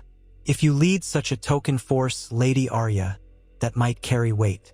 Stories of you slaying the Night King still command respect." Arya resisted a grimace. She might never escape that legend. "We'll see. First, we need word from King's Landing. I sent a raven from Moat Cailin, but so far, no reply." Sansa reached for a piece of bread, tearing it slowly. "Patience, then. We'll remain vigilant. In the meantime, the lords will ensure our defenses are in order." Winterfell can serve as a rallying point if we must gather forces for the realm's protection. Arya, you can decide if you want to return south as an envoy once we have more information. That settled the matter, at least for the moment. The lords bowed out of the discussion, turning to lighter topics, such as the forging of new plows and the distribution of seeds for the spring planting. Arya ate quietly, her mind spinning with possibilities. She felt a stirring in her heart, a faint pull, as if something were urging her back toward the center of the storm. For so long, she had run from that role, preferring solitude and freedom to the entanglements of power. Yet the realm seemed determined to pull her in any way. Once breakfast concluded, Sansa guided Arya to the Godswood, a place Arya had always treasured. The heart tree stood at its center, the white bark and red leaves reflected in the still water of the pool. Snow dusted the grass in patches, though new green shoots poked through where the ground warmed in spring. Arya approached the weirwood, feeling the centuries of Stark blood that had preyed here. She rested a hand against the trunk, closing her eyes. A hush fell over the Godswood, broken only by the distant caw of a raven. She couldn't be sure if the old gods were listening, but she felt a sense of calm, a sense that, for all her wandering, she was never truly alone. Sansa lingered beside her, hands folded, gazing at the carved face in the trunk. After a time, Arya spoke in a hushed tone. "Do you think Father and Mother would be proud of what we've done? Of where we stand now?" Sansa's eyes glistened. "I like to think so. Father wanted us to be strong, to hold to the old ways but also adapt to the new. Mother wanted us to protect the family, to keep each other safe." She offered a faint, sad smile. "We've tried our best." Arya nodded, swallowing the lump in her throat. For all they had lost, the two sisters had reclaimed their home and forged a new life for the North. Perhaps that was enough for the ghosts of their parents. She lowered her hand from the heart tree's trunk, stepping back. "I'll stay a few days, see if a raven comes. But if not..." Her voice trailed off, uncertain how to complete the thought. Sansa finished it for her. "You'll go south again?" Arya nodded. "Probably. If the Golden Company is truly on the move, I should be there to help Gendry prepare, if only to prevent a slaughter." Sansa placed a hand on Arya's shoulder. "Winterfell will always be here for you, Arya, but do what you must. Protecting the realm is something you've been doing for a long time." They stood together a moment longer, letting the soft murmur of leaves and water envelop them. Then they turned and left the Godswood, returning to the stone corridors of Winterfell. Outside, the day brightened, though clouds still drifted overhead. Arya spent the afternoon reacquainting herself with the castle. She walked the ramparts, greeted old faces among the guards. Some recognized her from her last visit, others only from stories. It reminded her how much life had changed since the days of her father's rule, when she'd sneaked around the yard with a wooden sword, sparring with straw dummies, dreaming of adventure. No letter arrived that day or the next. On the third day, however, a raven came at dawn. Arya was awakened by a pounding on her door. She opened it to find Hallis, the northerner from her escort, breathing heavily. "A raven from King's Landing, my lady. Sansa said to bring it to you at once." She dressed quickly and followed Hallis to the solar, where Sansa was already reading a parchment with grim eyes. Arya recognized Gendry's handwriting immediately. "What does it say?" she asked, even as Sansa handed it to her. She read the message. "Arya, your warning was timely. Reports confirm the Golden Company has landed in the Stormlands, near Weeping Town. They fly no royal banners, but there are whispers they support the Targaryen cause, or perhaps they mean to carve out their own holdings. Their numbers are significant, nearly 10,000, if rumors are true. I have summoned what loyal lords I can, but morale is uneasy. The crown's finances are strained. I fear a siege. I do not ask you to forsake your home, but if you can come, or at least send what aid you deem wise, I would be grateful. My hold on the throne is not as secure as I would hope. If the realm believes I stand alone, the cell's words may gather more support. I cannot let the city fall back into chaos. Gendry." Arya's heart pounded as she finished reading. 10,000 sellswords, an enormous force that dwarfed any single region's standing army, especially with so many lords still licking wounds from previous wars. She read the letter twice, considering every word. The tension in Gendry's tone was palpable. Sansa studied her. Well, Arya clenched her jaw. He's calling for help, though he doesn't demand it. It's an honest plea. If the Golden Company is that large, they'll sweep aside the local lords easily, especially if some Stormlanders haven't fully pledged to Gendry. If they take the city, the realm will fracture again, and we might see a puppet Targaryen on the throne. Or worse, a Sellsword king. Sansa's expression was grave. So the question is whether we let the South fight it out or commit to supporting Gendry. Arya set the parchment on the table, her voice fierce. If we do nothing and Gendry falls, the next occupant of the throne might not respect northern independence. The wars could start all over again. Better to stop them now. Sansa inhaled deeply. I agree. The lords may not be thrilled, but we can't ignore this threat. Still, we must weigh how many men to send. We don't want to leave the north undefended. Arya nodded, her mind already racing. A modest but well-trained force might tip the balance, especially if led by someone the realm recognizes. Sansa gave her a knowing look. Someone like you. Arya hesitated, but she knew the truth. Her presence alone might stiffen Gendry's allies. Or so the bards would say. The wolf who slew the Night King returns to defend the realm once more. She swallowed. Yes, but I don't want a grand host. Just enough to show the North's resolve. Maybe a few thousand men at most. Enough for a credible force on the field. Sansa nodded. You'll have it. I'll speak with Lord Glover, Lord Serwyn, the Manderleys, and others who can spare men. The North is large, but we're still recovering our strength. This must be a carefully chosen contingent. You'll need a supply train as well. The journey south is long. Arya gazed at her sister, gratitude mixing with a familiar wariness. She was stepping back into the game she had always tried to avoid. Thank you, Sansa. Sansa reached out and squeezed her hand. Be careful, Arya. Gendry's a good man, but the Golden Company is seasoned. They've fought in Essos for decades. They won't be pushovers. Arya's eyes hardened. I know.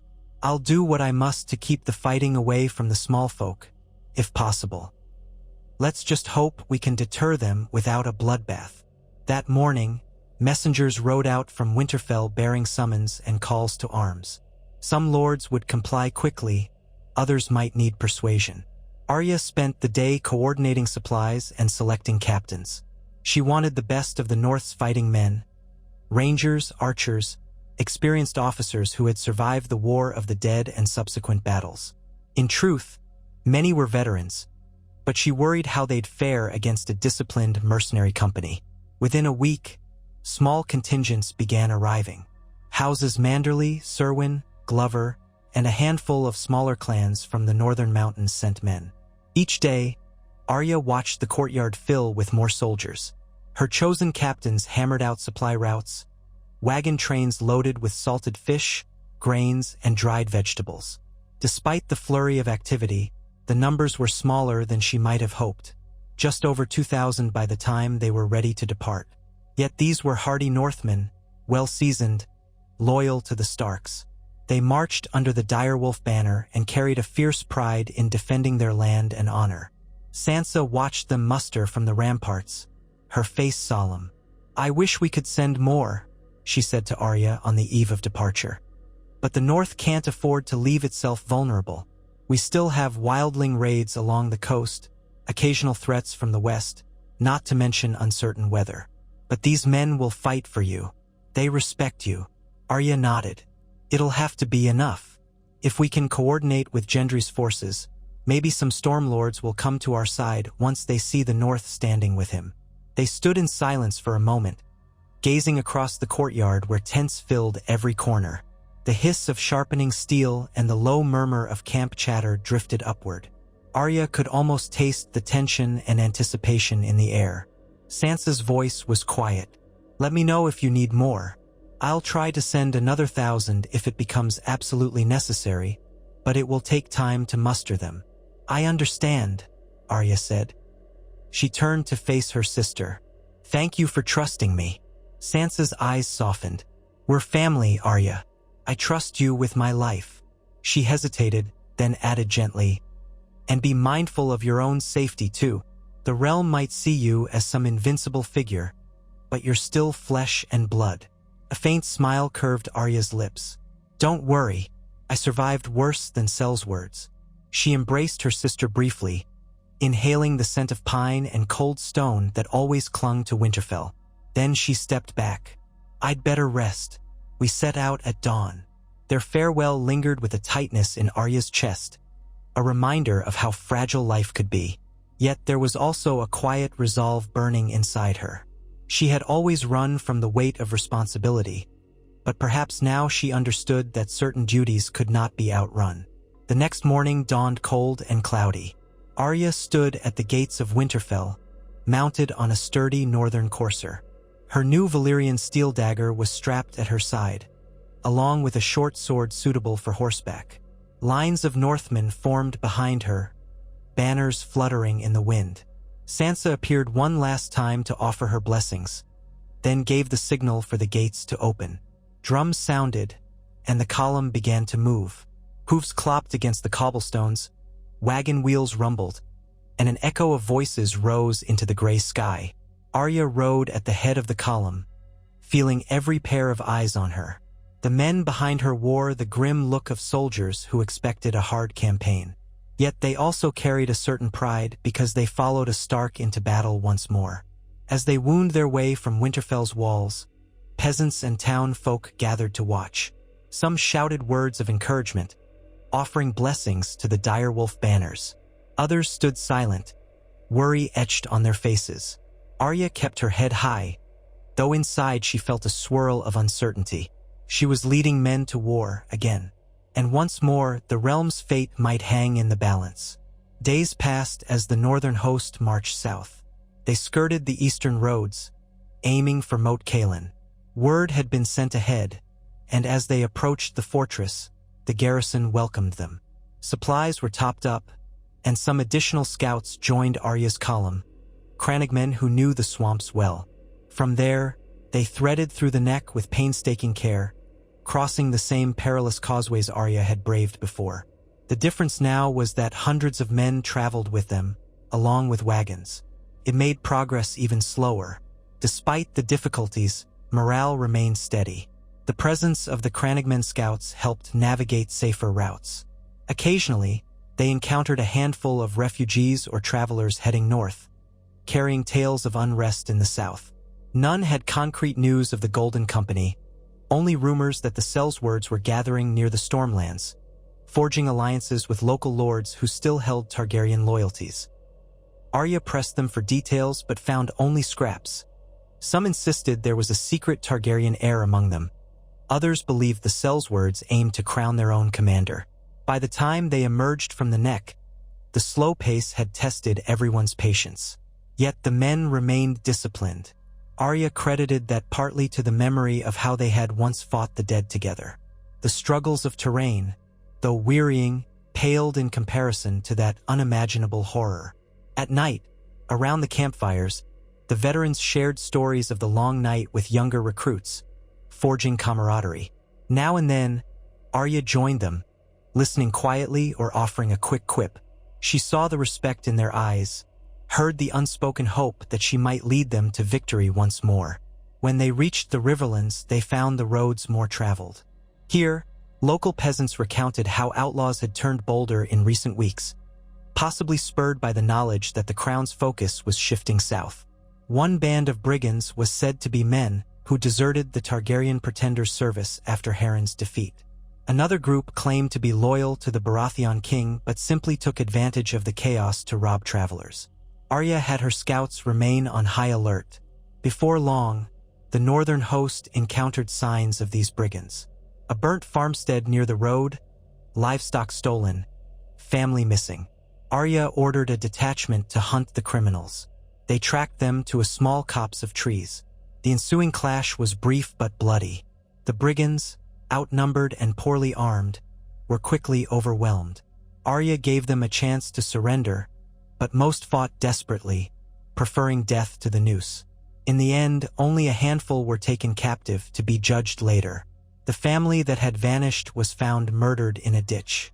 That grim event cast a pall over the camp, reminding everyone that a realm in transition was a realm of danger for the innocent. Arya felt the weight of it keenly, but she also felt a hardened resolve. If the Golden Company spread more chaos, how many more innocents would suffer? They pressed on, crossing the Trident at a large stone bridge near Riverrun. The castle's current lord, a distant Tully cousin, received them politely, though he lacked the manpower to join. He was more caretaker than ruler, and the Tully line had grown thin. Still, he provided extra food stores, showing respect for the Stark name. Arya thanked him, though she sensed an undercurrent of uncertainty. Riverrun had switched allegiances too many times in past wars. The Tully cousin likely wanted to remain neutral. From there, they followed the road that curved toward the Crownlands. Along the way, Arya sent scouts ahead to glean news of King's Landing. Eventually, they returned with word that Gendry's men were mustering outside the city, preparing to march south to confront the Golden Company in the Stormlands. King Harren was still imprisoned in the Red Keep, and attempts by any Targaryen loyalists to free him had failed. Meanwhile, the Sellswords were rumored to be on the march, moving from Weeping Town inland. Skirmishes had broken out between them and some local lords who declared for Gendry. Driven by urgency, Arya pushed her men to a faster pace. They covered ground more quickly now, the roads better maintained. She could almost feel the tension in the air, as though a great storm was gathering. At last, they reached the outskirts of King's Landing in the late afternoon of a gray day. The city's walls rose in the distance, the Red Keep perched on its promontory overlooking Blackwater Bay. Smoke curled from countless chimneys.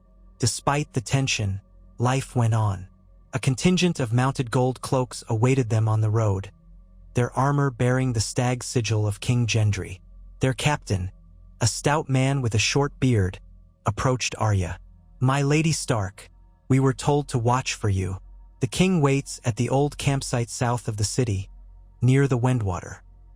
He's assembled his host there, ready to march to meet the Sellswords." Arya gave a curt nod. "Lead on." They skirted the city walls, heading southeast.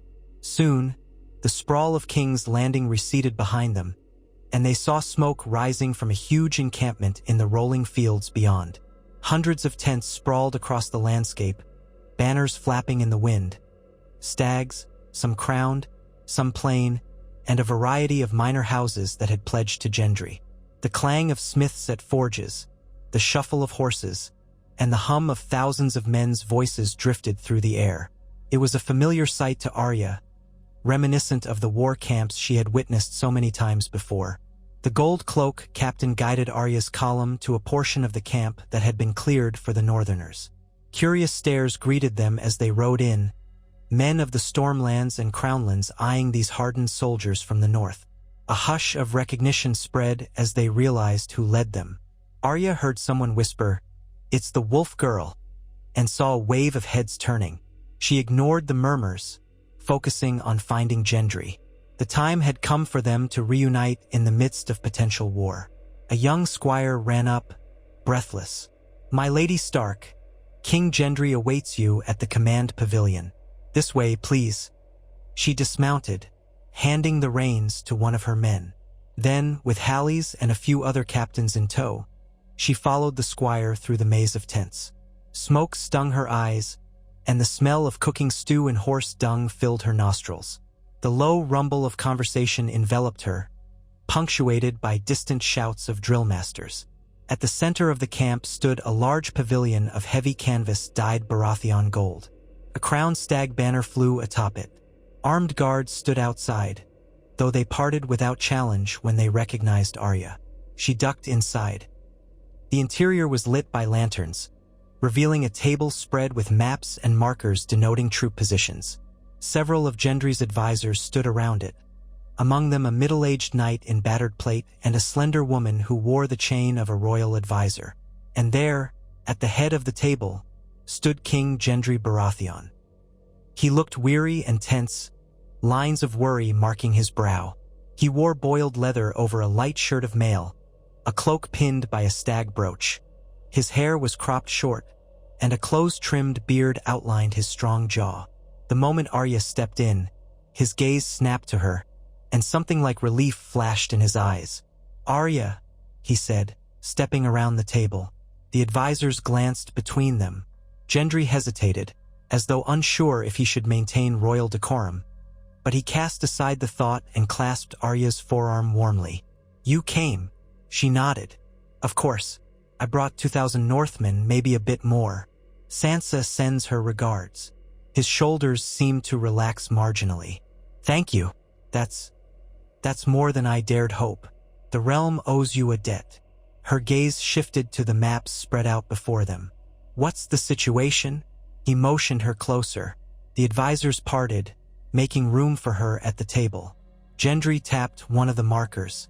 The Golden Company landed here, near Weeping Town, and marched inland.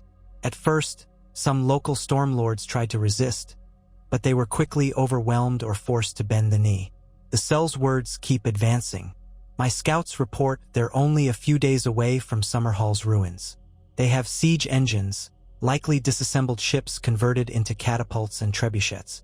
Their commander is said to be a man named Myros Toyne, a veteran of 100 battles in Essos." Arya studied the map. Summerhall lay southeast of King's Landing, near the Stormlands border. So they're within striking distance of Storm's End or the capital, depending on their choice. Gendry nodded. Yes, if they move on Storm's End, they might try to claim it for a Targaryen restoration, or for themselves, using it as a base. If they march on King's Landing, we face a direct assault. I'm mustering men here, and we have around 6,000. Some lords have joined me reluctantly. Others remain on the fence, waiting to see which way the wind blows. And there are those who secretly harbor Targaryen sympathies, though Harren's defeat hurt that cause. Arya glanced at the markers indicating Gendry's army. "So, in total, you have maybe 6,000 plus my 2,000. That's 8,000 against the Golden Company's 10. It's not insurmountable, especially if the lords in the area join you wholeheartedly. But if they hesitate..." She trailed off, letting the implication hang. One of Gendry's knights, a grizzled man named Ser Buckler, spoke up. "We also have the advantage of knowing the terrain. The Stormlands can be rough, especially if we position ourselves near certain passes. The Golden Company might have more men, but they're foreigners on unfamiliar ground." A younger advisor, the woman with the royal chain, added, "We must also consider morale. The Golden Company fights for gold. If they sense the conflict isn't profitable, or if they meet stiff resistance with no clear route to loot or victory, they may break. But that depends on whether they're truly here for pay or for a cause." Gendry let out a frustrated breath.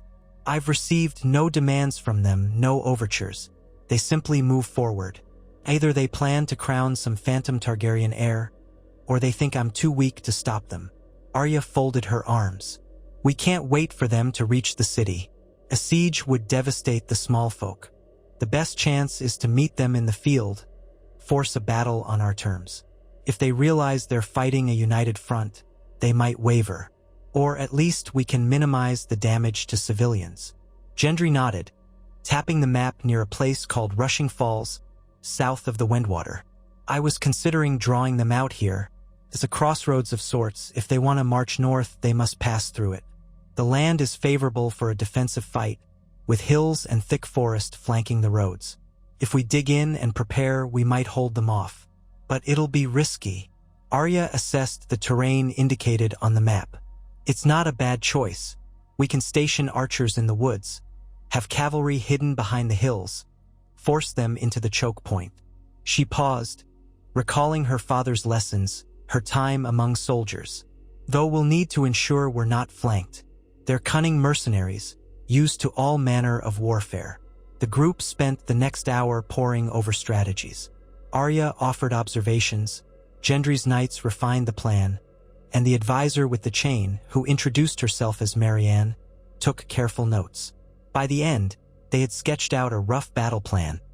A strong center to hold the crossroads, archers in the treeline, a cavalry reserve to strike from hidden ground. Arya's Northmen would form a crucial anchor, known for holding ranks even in dire conditions.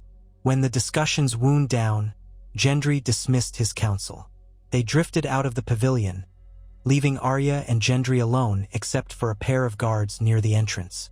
Gendry let out a long breath, his shoulders sagging. "I'm glad you're here," he admitted in a low voice. "I was starting to think I'd be alone against them." Arya studied his face, seeing the exhaustion in his eyes. "You won't be alone. The North stands with you, at least for now." He smiled slightly, but there was a sadness to it. "I know you hate all this." She shrugged. "Honest. I do. But I also can't stand aside if the realm is threatened. Neither can my family." He stepped a bit closer, voice quiet. "Thank you. Truly." He hesitated, then asked, "And after this? Will you remain?" A swirl of conflicting emotions churned in her chest. She thought of the possibility of victory, of returning to Winterfell, or staying here to help Gendry rule a fragile kingdom. She didn't have an answer. "Let's survive first," she said softly. "We'll talk about the rest afterward." He nodded, accepting that, and put a hand gently on her shoulder. The warmth of his touch and the intensity of his gaze made her chest tighten. For a heartbeat, old feelings flickered, but she steadied herself. She placed her own hand over his, a brief acknowledgement that, in this moment, she was with him in every sense that mattered. The following days were a rush of preparation. Arya's Northmen integrated into the larger camp, forging alliances with the Stormlanders and Crownlanders. Scouts rode out daily, bringing back reports on the Golden Company's movement. Word spread that Myros Toyne had established a forward camp near a small village, forcibly requisitioning food and lodging. Tensions mounted as both sides prepared for what might be the decisive clash. On the eve of marching out, Arya walked among her men's tents. She offered words of encouragement, answered questions, and listened to the chatter of the campfires. A hush fell whenever she approached, some men bowing or saluting, others gazing at her with awe. She tried to appear calm and collected, despite the butterflies in her stomach. Conflict was inevitable. Tomorrow or the next day, steel would meet steel, and men would die. In one tent, she found Hally's, the bearded northerner who had traveled with her from King's Landing the first time. He was polishing his sword, eyes reflecting the lantern light. He stood quickly when she entered. "My lady," she gestured for him to relax. "Just came to check how you're holding up." He sat again, setting the sword aside. "We're ready as we can be, though some worry about the Sellsword's numbers. Rumors fly fast." Arya nodded. "We have a plan, a good one. Stay with your unit, follow the captain's orders, and remember, these men fight for gold, but we fight for something more." Hallie smiled, a gap-toothed grin. "Aye, we do." She squeezed his shoulder, then moved on. In another part of the camp, Stormlander soldiers sang a bawdy tune around a roaring fire, trying to stave off fear with laughter and drink. She let them be, continuing her quiet circuit until she reached the outskirts of the camp, where a lone oak tree overlooked the distant flicker of torches. She paused there, letting the night air wash over her. The sky was dark, clouds hiding the moon. She listened to the murmur of thousands of men gathered for battle, the whinny of horses, the clang of blacksmiths working late into the night.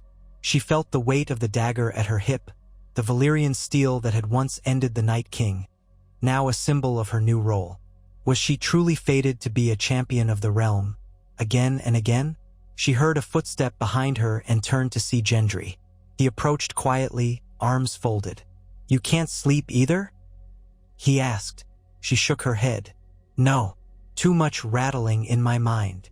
He joined her under the oak, gazing at the sea of tents.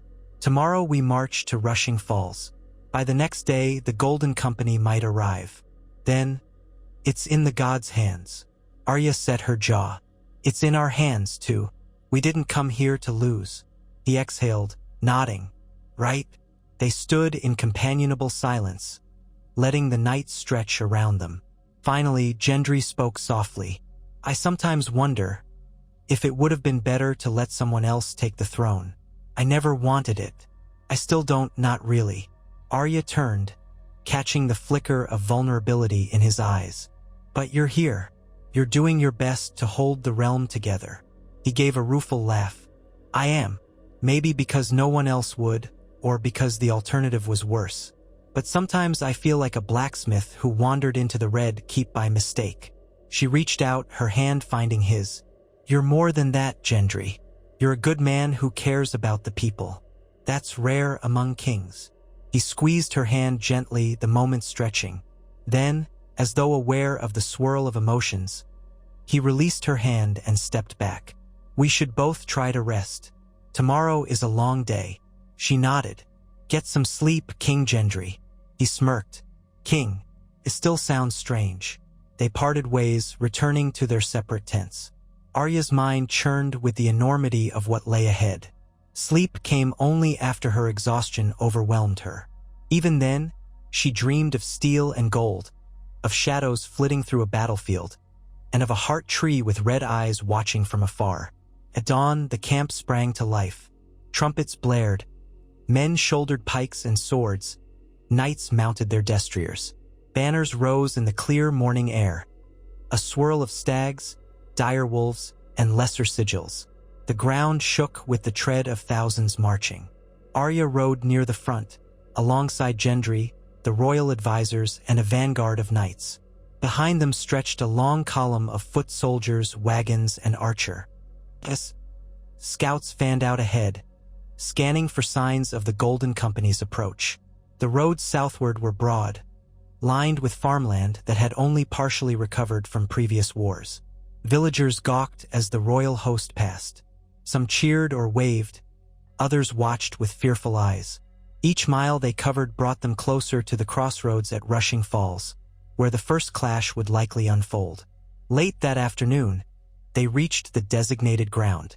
The land rolled gently, with a thick forest on one side and a shallow ravine on the other, through which a tributary to the Windwater flowed.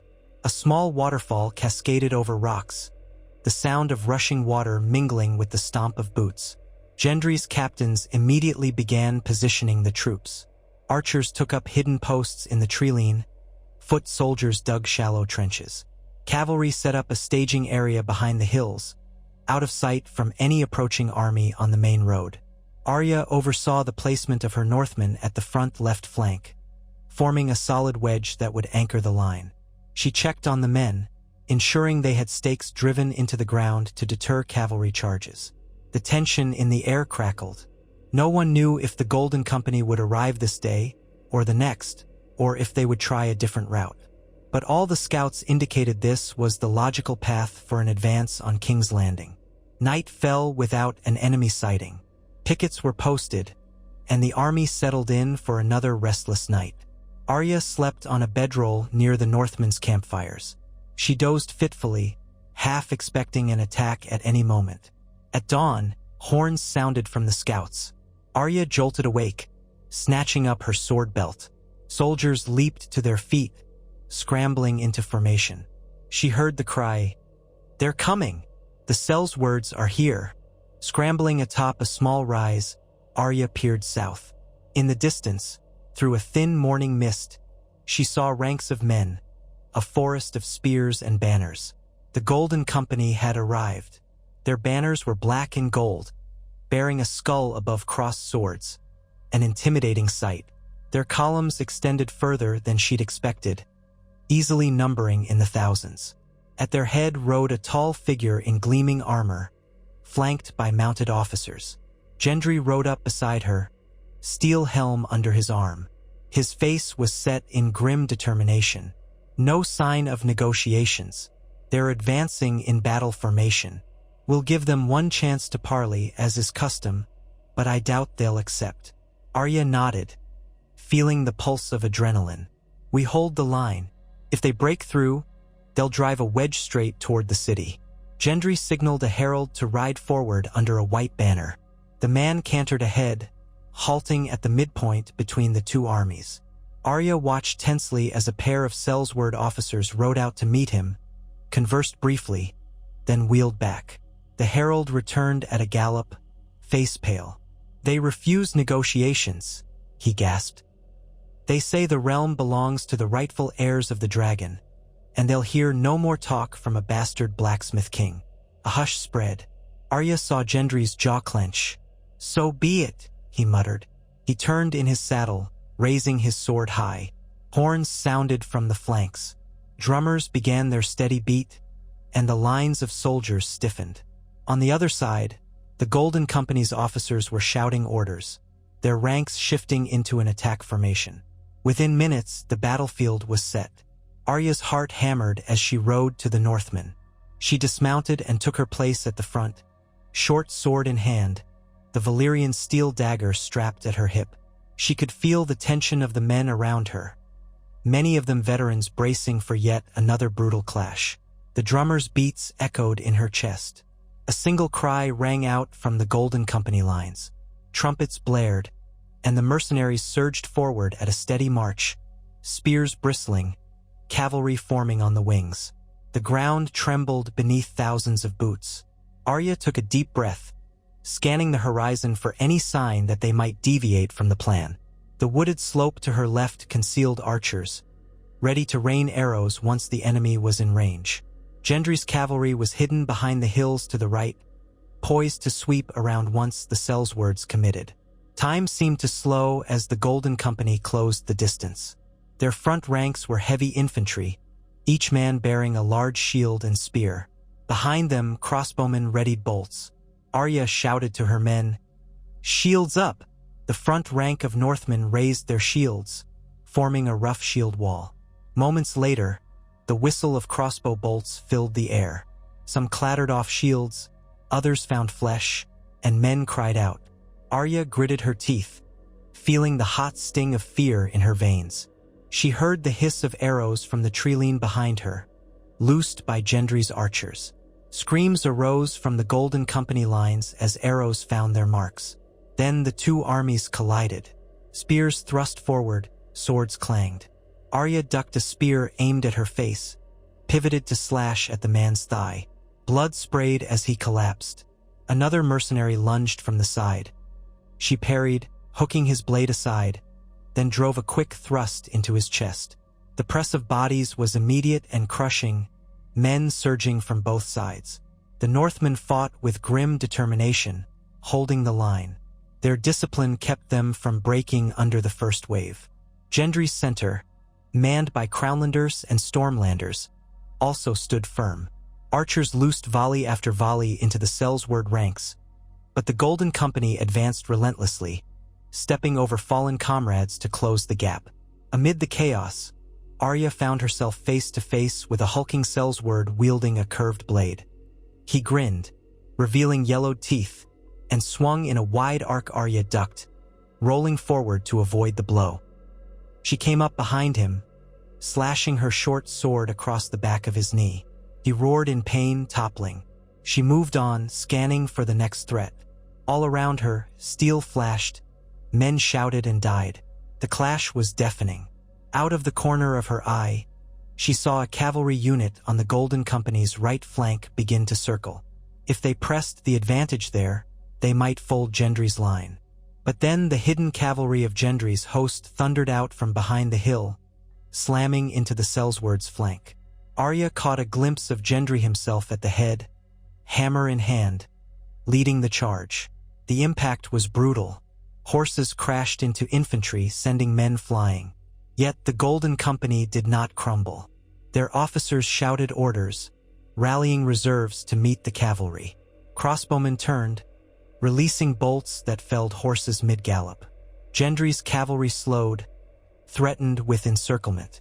Across the field, the Stormlander foot soldiers had begun to waver under the weight of the mercenary assault. Arya slashed another mercenary across the stomach, then heard someone shout her name. She turned to see Hally's locked in combat with two Sellswords. One had just driven a spear into Hally's shoulder. Arya lunged, knocking the spear aside, then stabbed the attacker through the throat.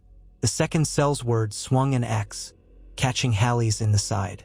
Arya tackled him, burying her blade in his neck. Both men collapsed in a heap, She scrambled up, kneeling by Hallie's. He was coughing blood, eyes wide with shock. "My lady," he gasped, clutching his side.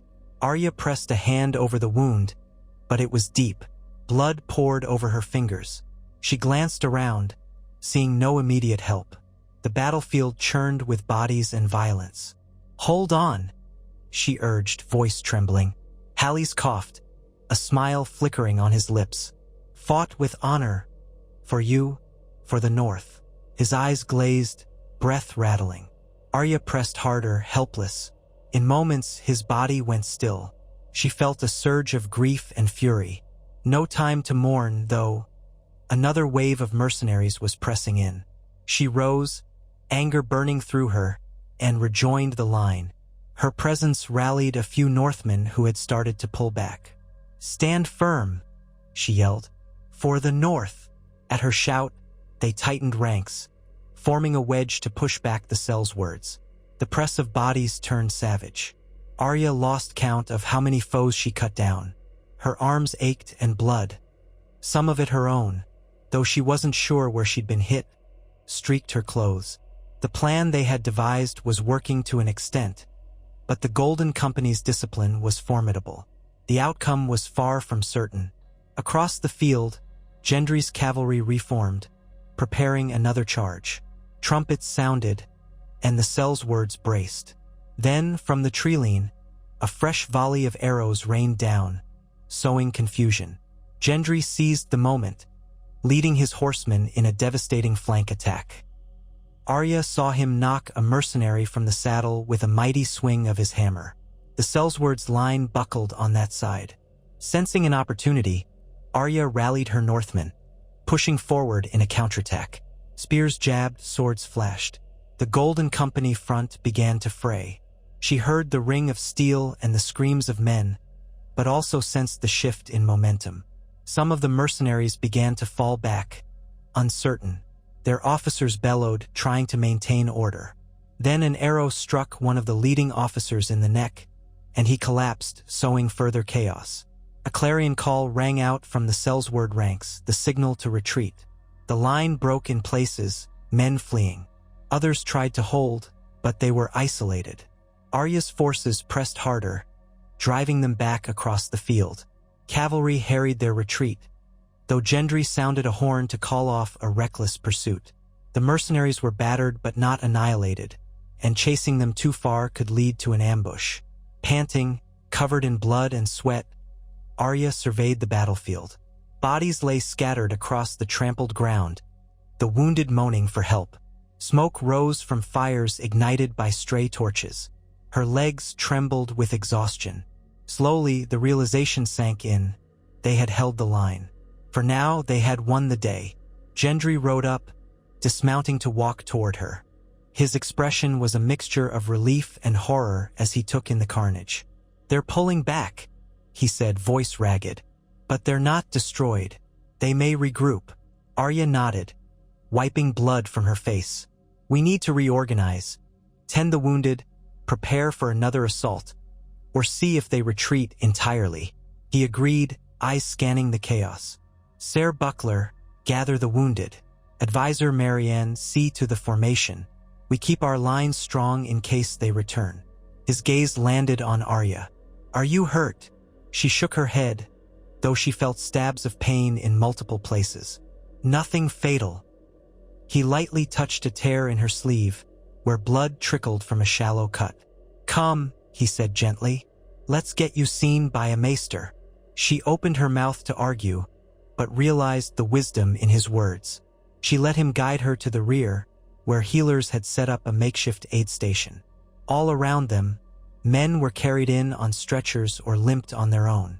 The maesters and their assistants looked overwhelmed, rushing from one wounded soldier to the next. Cries of pain and despair filled the air, mingling with the stench of blood and sweat. A young maester pressed cloth to Arya's arm, cleaning and bandaging the cuts. Another checked her side, which was bruised but not pierced. Gendry hovered, his face taut with worry. She could see new scratches and dents on his armor, a streak of blood across his cheek, but he seemed otherwise whole. The sight of him alive and standing, after witnessing so many men fall, brought a confusing rush of relief. When the maester finished, Arya rolled her shoulder, wincing slightly. "I need to see to my men." Gendry nodded. "I'll come with you."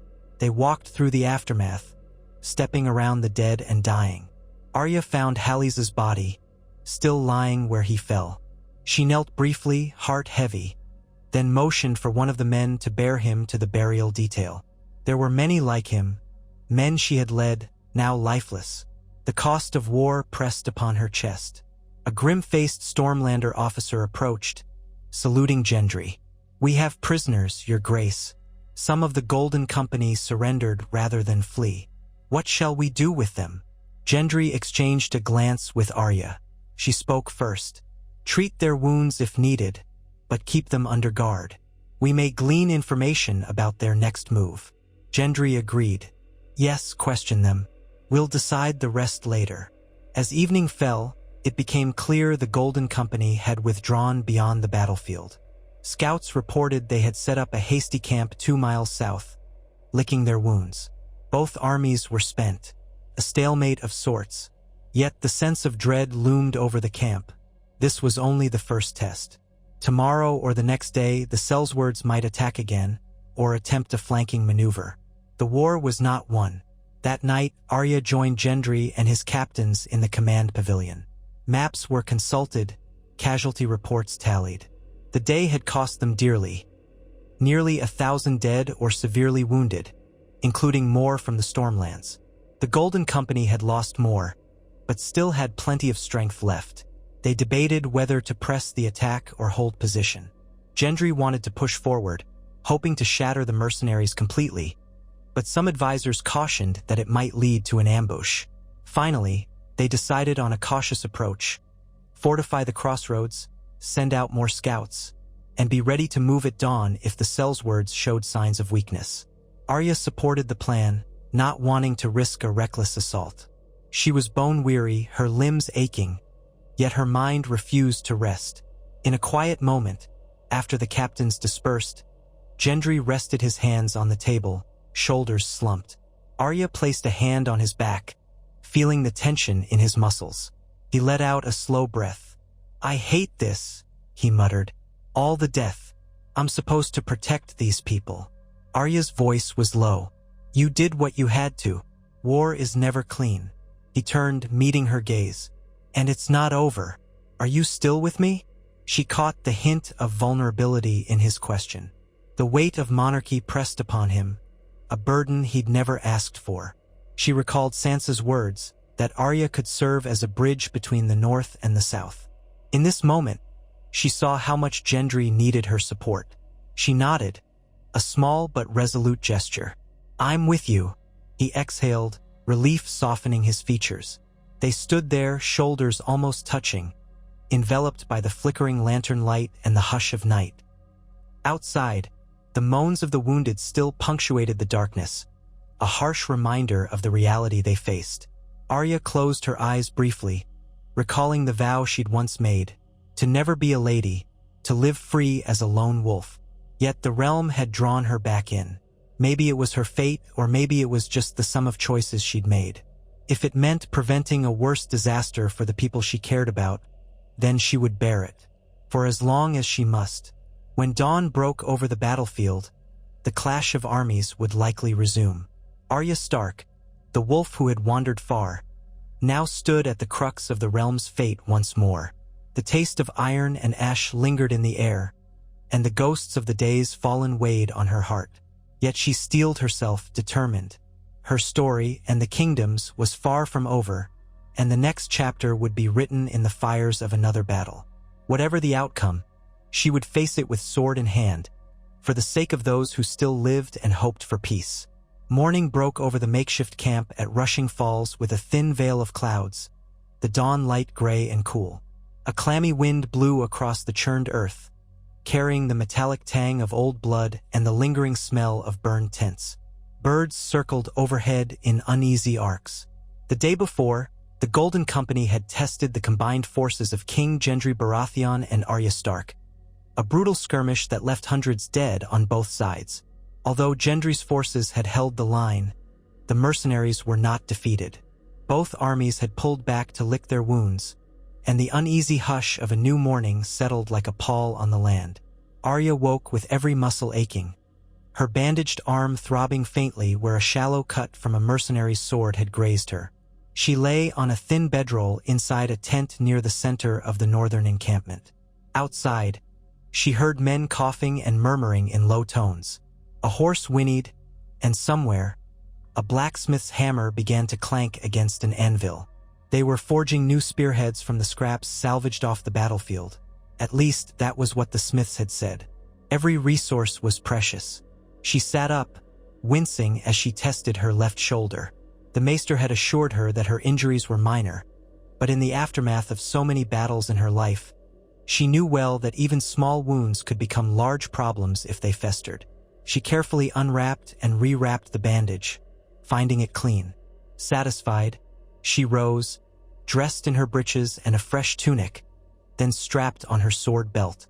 The Valyrian steel dagger Gendry had gifted her felt oddly weighty at her side, a potent reminder of both the faith he placed in her and the countless wars she had never sought but could not avoid. Stepping out into the gray morning, she was met by the watchful eyes of a pair of northern guards. They nodded in respect. One of them, a young man with a scratchy attempt at a beard, ventured, "My lady, good morning. Any orders?" Arya ran a hand through her hair, which she kept cropped to a practical length. "Send word to the captains. I want to meet with them as soon as possible." The guard bowed his head and moved off, his boots squelching in the muck. The fields around Rushing Falls had been churned by the trampling of thousands of men and horses. Overnight, a thin drizzle had slicked the earth with mud. The encampment itself was a patchwork of tents pitched at precarious angles, many staked in such a way as to keep them from collapsing in the softened ground. She made her way through the rows of tents, returning salutes, offering words of encouragement where she could. Near the center of the Northmen's section, she encountered a small group huddled around a cookfire, veteran soldiers, men who had fought under her command the previous day. One of them, a graying fellow with a ragged scar across his cheek, looked up. "Lady Arya," he greeted her. "How are your wounds?" she asked, nodding at the linen wrapping peeking out from his collar. He mustered a faint grin. "I've had worse, my lady. We're more concerned about what the Sellswords might do next." Arya gazed out over the distant ridgeline, where the Golden Company had set up their own perimeter. She could not see them through the morning haze, but she felt the tension in the air, as though the land itself braced for another clash. "We'll find out soon enough," she murmured. "Stay sharp." Leaving them, she moved toward the command pavilion. Once, it had been a grand golden tent belonging to Gendry's retinue, but after the ferocity of the first fight, the pavilion canvas bore streaks of dried mud and the occasional tear. A pair of sentries, wearing the crown stag sigil, stood watch. They parted to let her enter. Inside, the lanterns were still lit against the gloom. A large table at the center bore maps weighed down by stones, marking everything from the winding roads of the Stormlands to King's Landing's ramparts in the north. Gendry was there, along with Ser Buckler, his seasoned knight commander, and Marianne, the advisor who wore a chain over her dark surcoat. They looked up as Arya entered. Gendry offered a weary smile. "You're early," he said, voice gravelly. He looked no better rested than she. Circles darkened the skin beneath his eyes. A bruise on his jaw had turned purple. Yet he straightened as he spoke, reminding Arya of the man who had taken the Iron Throne not for ambition, but because no one else could hold it without plunging the realm into chaos. Arya shrugged. "I couldn't sleep. Any new reports from the scouts?" Ser Buckler answered her, grim-faced. "At dawn, a few of our outriders ventured within sight of the Golden Company's camp. They've dug in defensive lines, sharpened stakes. Looks like they don't plan to flee. They might be waiting for reinforcements, or perhaps they're deciding on their next move." Marianne pressed her lips together. "We should consider the possibility that they're stalling for time. If they truly have a Targaryen claimant in their midst, They might be expecting more lords from the Stormlands or Crownlands to flock to their banner once they sense an opening. Arya stepped up to the table, resting her fingertips on the edges of the map. Then we can't afford to sit idle forever. If the Sellswords gather more support, we'll be outnumbered, and the city will be in danger again. Ser Buckler cleared his throat. We lost many men in yesterday's battle. Somewhere close to 1,000 are dead or wounded, possibly more. The Golden Company lost at least as many, maybe more. But they still field a formidable corps, better trained than most lordly levies. We need a plan that doesn't rely on a head-on assault. Gendry nodded in agreement. If we rush them, we might throw away the advantage we earned. We have a solid defensive position. They had to retreat last time. Maybe we hold here and force them to come at us again. Arya considered that. I've seen the spot where they've encamped, no direct vantage, but I can guess. It's an open field with a stream cutting along the western edge. If we try to storm their lines, we'd be giving up our higher ground. She traced a finger along the drawn lines. Could we flank them from the forest route that runs east? The trick would be splitting our army in such a way that we don't weaken our center. They might see it coming and sally forth to catch us mid-march. Ser Buckler flicked his gaze to Marianne, who pursed her lips. It's possible, but risky. If they're in a strong defensive stance, they might look for exactly that. They'll keep a watch on the forest's edge. Their crossbowmen are lethal. We can't forget that. Gendry let out a slow breath. Let's send out more scouts to ensure they're not receiving new allies. If we confirm they're isolated, we might parley again. See if they have any demands. Arya's brows drew together. They already refused one parley. We can try once more, Gendry replied, voice measured. It might be that their commander, Myros Toyne, is clinging to illusions of how easily he can crush us. Now that he's seen we're not pushovers, he might be more inclined to talk, if only to glean concessions. Arya considered that. A second parley, even if it failed, could at least buy time for them to reorganize and glean more intelligence. She was about to speak when a commotion outside the pavilion drew their attention. Shouts, a scuffle, and then the flap was thrown back as 2 gold cloaks entered, dragging between them a prisoner in Golden Company garb. The man's face was streaked with mud and dried blood, and he grimaced in pain, favoring one leg. Behind him came another gold cloak, an older sergeant with a battered breastplate. Your Grace, the sergeant said, bowing stiffly to Gendry, caught this one skulking near our perimeter with 2 others. The others were killed when they resisted. This one claims he's willing to talk. Gendry's eyes narrowed. Bring him here. The prisoner stumbled forward, curses under his breath. Up close, Arya saw that he was young, barely more than a boy, perhaps 18 or 19. His blonde hair was matted, and a jagged slash across his left arm wept fresh blood. He glared at them with a mixture of fear and defiance. Gendry gestured for the gold cloaks to force him to his knees. Name. The Sellsword spat on the floor. Boren, he said, voice tight. Arya noticed how his hands trembled. She stepped forward, speaking quietly. You said you'd talk if they spared your life? Boren shot her a look filled with resentment. You're the wolf they talk about, aren't you? The Stark who fights with the new king. Arya kept her face impassive. I'm Arya Stark. Answer the king's questions honestly and you might survive this. He swallowed, glancing from Arya to Gendry to Ser Buckler. Then he let out a shaky breath. We're starving. That's the truth of it. The Golden Company leaders claimed the Stormlands would welcome us, that we'd have supplies. Didn't happen. Locals fled or turned us away. The big shots took what they could for themselves. The rank and file got scraps. Some of us. We were looking for a chance to desert. Arya could see how desperation shone in the boy's eyes. What about the rumors of a Targaryen heir? She asked.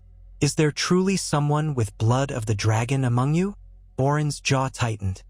He glanced around, clearly torn between fear of retribution from his own side and a desire to live. The captains say so.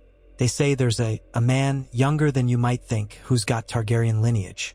But I never saw him with my own eyes. Could be a lie they feed us.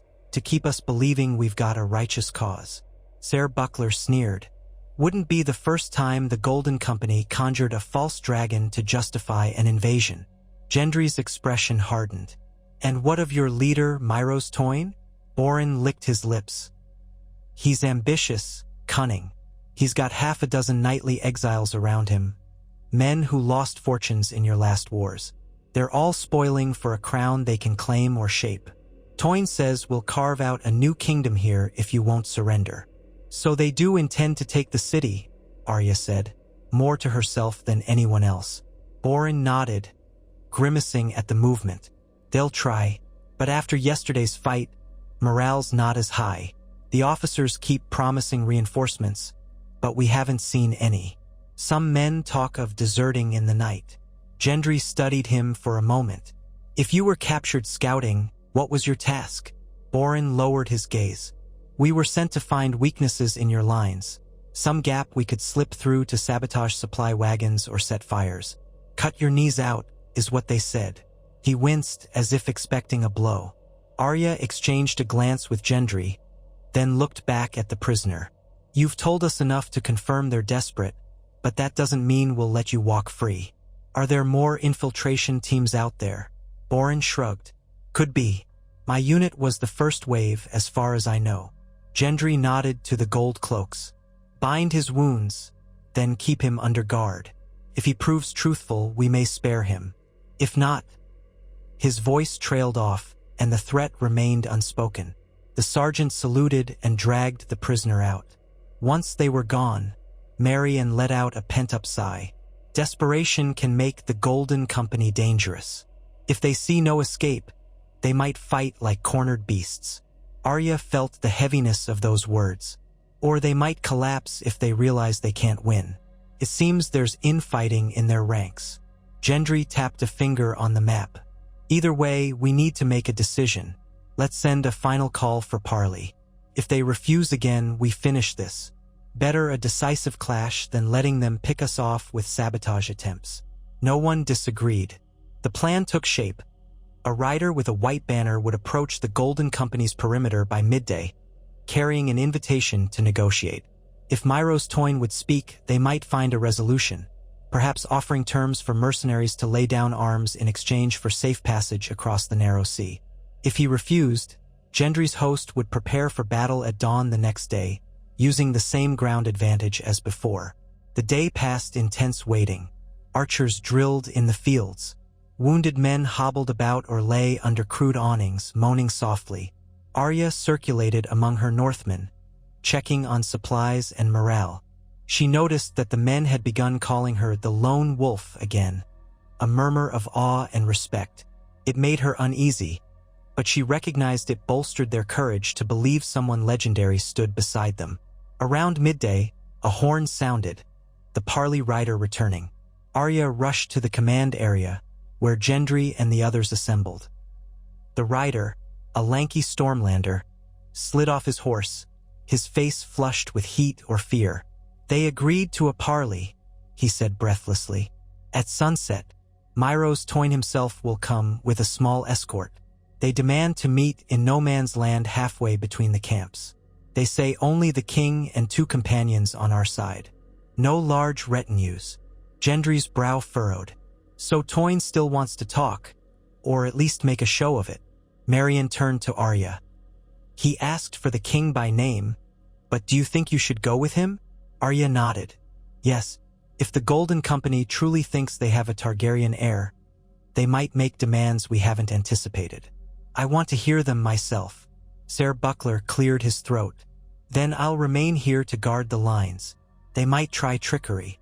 Gendry looked at Arya and Marianne. We 3 will go. If there's a trap, you have your guards on alert. Let's pick a handful of archers at range, just in case. But we'll keep to the spirit of parley as best we can. And so the day wore on with an uneasy lull, men scouring the ground between the 2 camps to ensure no hidden traps. Finally, as the sun dipped low, Gendry and Arya mounted their horses. Marion rode beside them, carrying the white banner of truce. A handful of archers crept into vantage points among the rocks and brush, far enough not to alarm the sellswords but close enough to intervene if needed.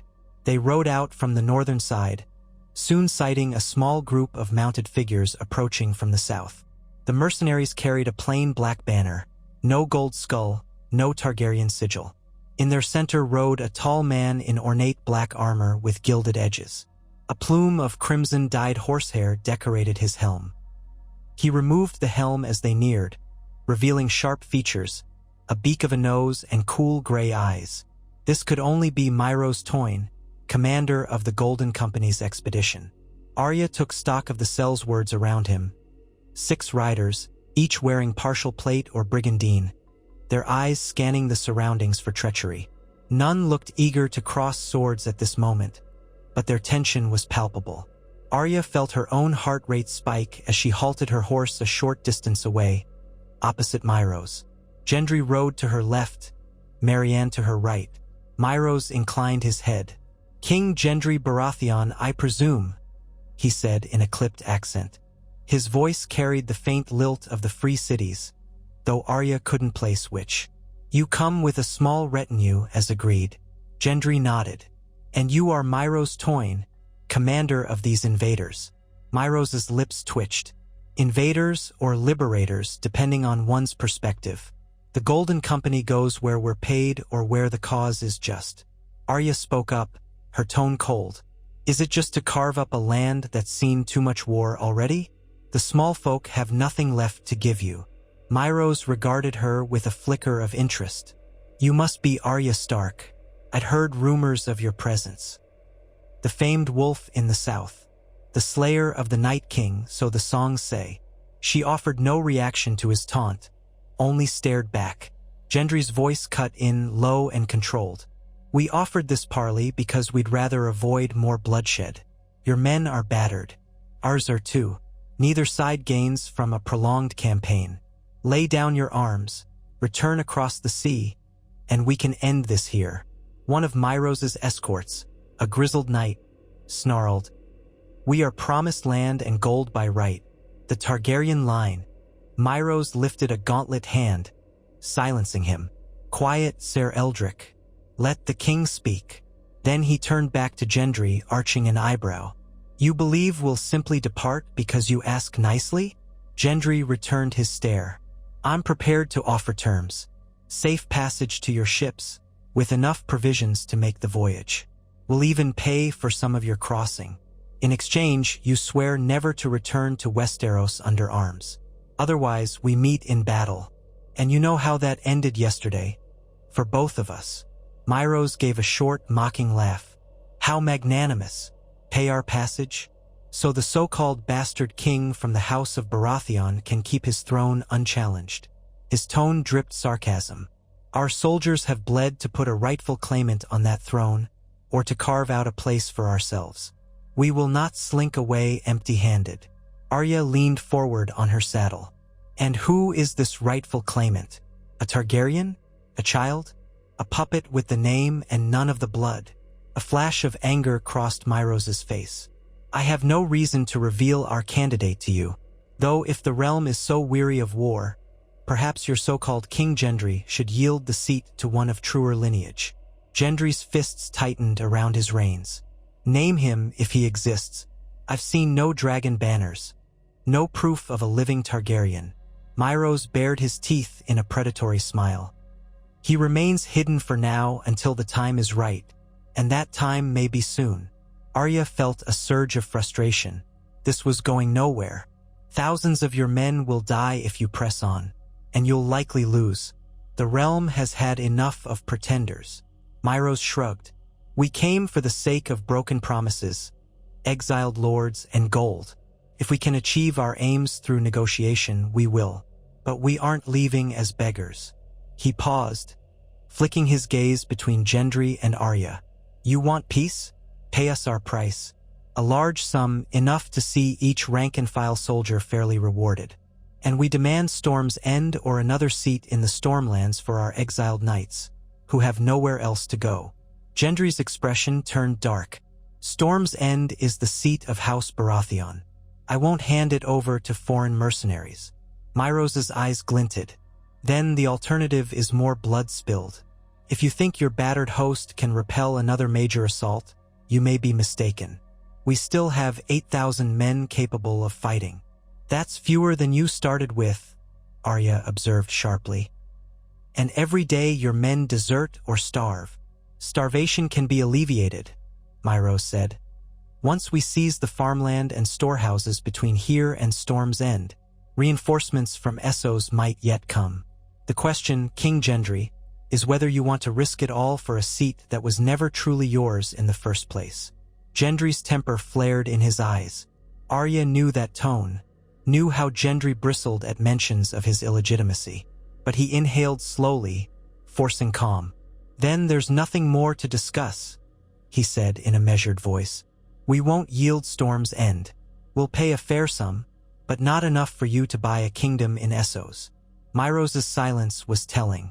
The two armies were at an impasse, their leaders bound by pride and purpose. Arya watched him carefully, noticing how the Sellsword's jaw clenched and unclenched.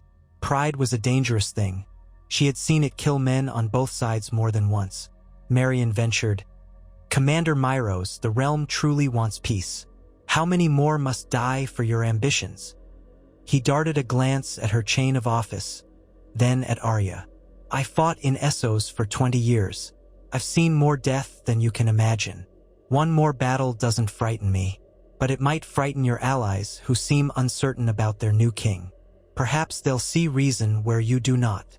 Arya realized then that Myros was stalling for time or trying to intimidate them into a better offer. She saw Gendry tense in the saddle, his eyes flicking to her. She gave him a small shake of her head, a silent message that there was no use continuing. The Sellswords wanted too high a price. Storm's End or half the Stormlands was unthinkable to concede. It would undermine Gendry's entire reign. Gendry turned his horse, calling over his shoulder. Our terms are final. Safe passage and some gold or war. Choose by dawn. Myros gave a mocking bow. Then at dawn we'll give our answer. Arya lingered a moment, meeting Myros's gray eyes. A spark of recognition passed between them. Both had seen the horrors of conflict. Both were killers in their own right. But she sensed a difference. Her kills had largely been in service of protecting those she loved or avenging her family, while Myros was the kind of man who fought for coin and cunning alone. She pressed her lips together and then rode away, following Gendry back toward their camp. They traveled in silence until they were sure the Golden Company's retinue couldn't overhear. Then Marion let out a frustrated sigh. They won't leave without a seat of power, at minimum. Gendry swore under his breath. A seat I can't give. If I do, half the Stormlords rebel anyway, and I'll lose all credibility. Arya nodded. And I wouldn't let you do it even if you wanted to. The realm belongs to those who've bled for it, not mercenaries chasing a false Targaryen. They arrived back at the camp, where curious soldiers awaited news. Gendry's face was stony as he dismissed them. No settlement. We prepare for another battle. Night fell upon the camps with a grim finality. Men whispered that the morning sun would bring the last stand between King Gendry and the Golden Company. Some prayed to the seven, others to the old gods. Arya found herself missing the gods' wood at Winterfell, the quiet presence of the heart tree. But she tried to center herself in a small open area behind a tent, breathing deeply and going through the fluid, silent motions of the water dance she had once learned in Bravos. The repetitive, graceful movements helped calm her racing thoughts. Afterwards, she took a moment to check on the wounded. The maesters and their assistants had done what they could, but many men lay in feverish states. She recognized some faces from her northern contingent, men who had marched south with her in hope of preventing another war. Now they bled and moaned in the flickering torchlight. She spoke a few words of comfort to them, wishing she could do more. As the night deepened, she made her way to the large tent Gendry used as his headquarters. The sentries waved her in. Inside, he sat at a narrow table, poring over a dispatch with a somber expression. A single lantern swung from the ridgepole, casting dancing shadows on the canvas walls. He looked up as Arya entered. "I've just had a message from a loyal retainer at Storm's End," he said. No major reinforcements can arrive in time. The best they can do is send a few hundred men. It won't tip the scales. Arya nodded, feeling a knot in her stomach. We have what we have, then. He let out a long breath. Yes. Setting the parchment aside, he braced his elbows on the table, shoulders bowed under the invisible weight of a crown. I keep thinking, if I had refused the throne, maybe none of this would be happening. But no. Someone else would have stepped up, and we'd be at war anyway. Arya walked around the table, resting a hand on his tense arm. Don't second-guess it. You took the throne to prevent the realm from being torn apart by another power-hungry tyrant. That's the only reason I stand with you, because you don't want a crown for your own sake. He tilted his head, meeting her gaze. Thank you for that. For a moment he seemed about to say more, something deeper, but he hesitated. We'll see how tomorrow goes. The best outcome is that they realize we won't yield to blackmail and break rank. Her expression turned wry. We can hope for that, but prepare for worse. She stepped away, glancing at the bedroll near the back of the tent. Get some rest. You'll need your strength. He cracked a faint smile. You too, Arya. The men fight harder knowing you're with them on the field. She nodded, and for an instant, there was a pull between them. An unspoken closeness forged by shared battles and memories of a youth long gone. Then she turned and left the tent, letting the cool night air wash over her as she headed to her own place of rest. That final night before what promised to be a decisive battle stretched on. Clouds drifted across the moon, occasionally plunging the land into deeper darkness. The wind picked up, rattling the tents. Arya dozed fitfully, haunted by the memory of Hallie's dying under her hands. The nightmares of previous wars mingled in her mind. The clash with the army of the dead, the rattle of chains in Harrenhal, the screams of her family in her darkest memories. But each time she jolted awake, she forced her thoughts to calm. She was not a helpless girl anymore. Dawn came with the smell of damp grass and an uneasy hush. Trumpets sounded, rousing the camp. Word spread quickly. The Golden Company was on the move. Their columns could be glimpsed in the distance, forming up for an assault. Gendry's officers scrambled to rally their formations, following the plans set the previous day. Archers took position in the woods, cavalry readied on the right flank behind a low ridge. The main body of infantry braced along a slight rise that gave them a vantage over the plain below. Arya stood with her Northmen near the center of the line, next to a mix of Stormlander spearmen. The men's breath came in visible puffs in the crisp morning air. She walked along the ranks, meeting their eyes, offering silent reassurance. Some recognized her from the prior battle, nodding firmly or touching their sword hilts in respect. She felt their belief pressing on her, that she was the wolf who could lead them through this. A clarion call from the Golden Company side cut through the stillness. Then came the rhythmic thud of drums. Arya squinted toward their lines. Hundreds of spears rose in neat rows, crossbowmen behind them, cavalry massing on the far flank. Myros Toyn's black and gold standard fluttered in the cold breeze, and beneath it, Arya could make out a group of knights in polished armor.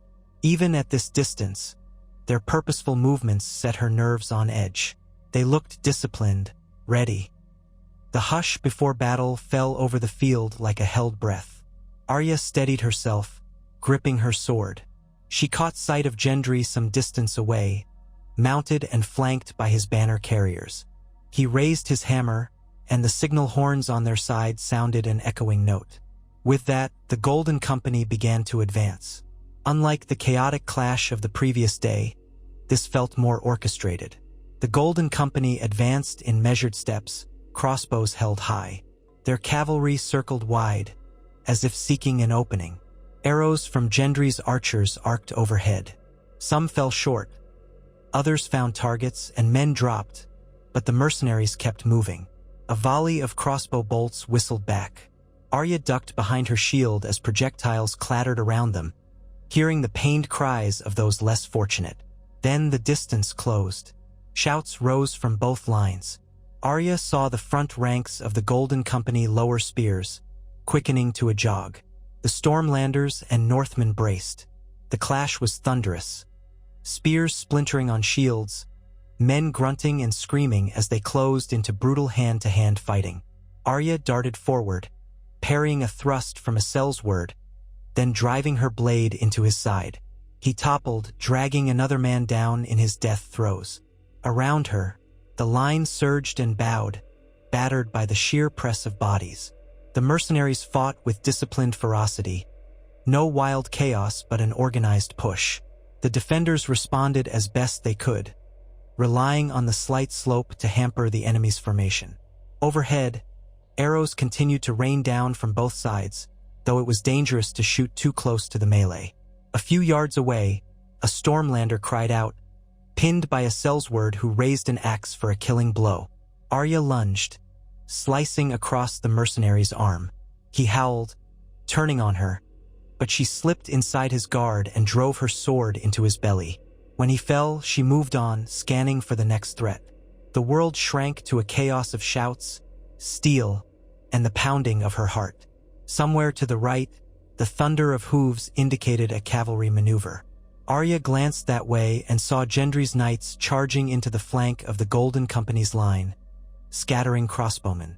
But the mercenary cavalry responded in kind, slamming into Gendry's riders. Horses squealed. Men were unhorsed, the swirl of steel violent. It was impossible to see who had the upper hand from her vantage. The center lines continued to grind against each other.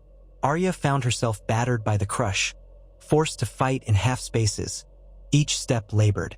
A sellsword with a notched sword lunged at her from behind. She spun, raising her blade just in time to parry, but the force knocked her back. Her feet slid in the mud. He pressed on, swinging in a savage arc. She ducked low, her shoulder protesting with a spike of pain, then stabbed upward with her Valyrian dagger. The blade punched through his mail at an angle, and he stiffened, choking. Arya withdrew it, letting him slump. The dagger felt warm in her hand. A new kill added to its litany. All around her, men stumbled over the dead and dying.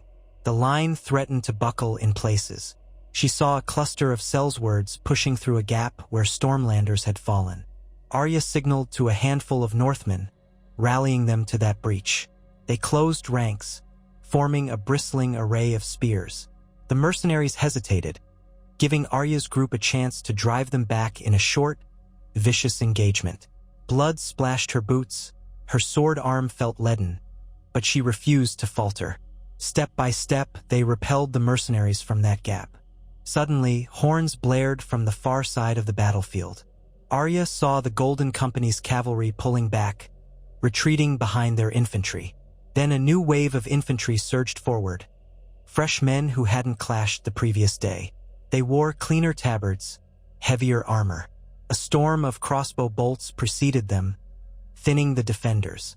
Arya threw herself flat behind a fallen comrade's shield, hearing the deadly hiss of bolts passing overhead. The Stormlanders around her screamed as more were struck. "Gods!" a man shouted, clutching a bolt lodged in his thigh. The line wavered under this renewed pressure. Arya scrambled up, blinking sweat from her eyes. The Golden Company meant to overwhelm them with a second push. She grit her teeth. If the defenders broke, it would all end here. "Hold!" she yelled, her voice rough. "Hold the line!" She raised her sword high, urging the Northmen to close ranks. Their discipline came through. They locked shields with the battered Stormlanders. The next instant, the fresh wave of mercenaries crashed against them in a thunderous collision. Spears and shields clashed. Men roared in defiance. The battered earth turned into a quagmire of limbs and metal. Arya fought in tandem with an older Northman on her left, each covering the other as they stabbed and parried. The older man took a spear to the gut at one point, but even as he fell, he managed to hack the attacker's leg, toppling him. Arya finished that mercenary with a swift cut to the throat, an involuntary gasp leaving her lips at the sheer ferocity of it all. In the swirling press, she lost track of time. Every moment was a dance on the edge of death. The Golden Company advanced a few paces, the defenders rallied, then advanced back. Gendry's cavalry reappeared on the flank, driving into crossbowmen. But Myros Toyne countered with his own cavalry, and the armies locked again in swirling chaos. Close in, Arya shouted, voice hoarse. She glimpsed a swirl of black banners among the cell's words. Someone important, maybe Myros himself or his lieutenant. A wall of mercenary pikes stabbed forward, forcing her and her men back. Two of the Northmen to her right went down, skewered. Another withdrew with a scream, a pike jutting from his shoulder. From the corner of her eye, Arya spotted a group of Sellswords in battered black armor forging a wedge into the Allied lines. They hacked their way through Stormlanders, heading toward a cluster of command tents in the distance. If they broke through, they might reach the archers or the supply wagons. Arya cursed under her breath and signaled to some of her men to follow her. Through the press, they slogged, trying to intercept. A swirl of dust and bodies parted, giving her a glimpse of Gendry on horseback not far away, locked in combat with a mercenary officer. Gendry's hammer swung in a deadly arc, caving in the man's breastplate, but more closed in around him. She saw crossbows taking aim at Gendry from a short distance. "Gendry!" Arya shouted. She bolted across the churned ground, heart hammering. If those crossbowmen fired, he'd be surrounded with no shield. She lunged at the nearest crossbowman from behind. He was so focused on Gendry that he barely noticed her until her blade opened his back. The others turned, startled, giving Gendry a chance to gallop away from their line of fire. Arya deflected a bolt aimed at her face, the projectile grazing her ear in a hot sting. Gendry looked over, nodding in grateful acknowledgement. Before they could speak, a fresh wave of mercenaries advanced, cutting them off from each other. Arya found herself forced away, battling for every foot of ground. She lost sight of him in the melee. At length, as the sun rose higher, both sides seemed locked in a stalemate. The Golden Company had gained some ground, but not enough to break the Allied line. The defenders were exhausted, their numbers thinned, yet they held. The acrid smell of blood, sweat, and churned earth was overpowering. Men gasped for breath, hacking at each other in close quarters. Then Arya heard a shout from behind, and a surge of Allied cavalry, some of Gendry's knights, came charging through a gap on the left flank. They crashed into the side of the mercenary formation, splintering pike lines. Crossbowmen scattered, and the line wavered. Arya seized the chance to push forward with her battered Northmen. They let out a hoarse battle cry and pressed the advantage, forcing the Golden Company to yield ground. Chaos reigned as the mercenary line buckled. Some of their officers rallied them into a fighting retreat, while others turned to flee outright. Arya staggered after them, sword raised, her chest heaving for air. The entire field was a mess of bodies, moaning wounded, scattered horses. She paused, scanning for Gendry, worried he might be among the fallen. Then she saw him in the distance, dismounted now, fighting near a cluster of Allied soldiers. His armor was dented, blood splattered across his face, but he still swung his hammer with lethal precision. Myros Toyne, recognizable by his gilded black armor, was only yards away from Gendry, trying to gather a pocket of Sellswords into a last stand. In the swirling dust, Toyne spotted Gendry. He barked an order, and the Sellswords formed a ring around their commander. They advanced toward Gendry, presumably hoping to cut him down. Arya's heart lurched. If they cornered him, it could end the war in the Golden Company's favor.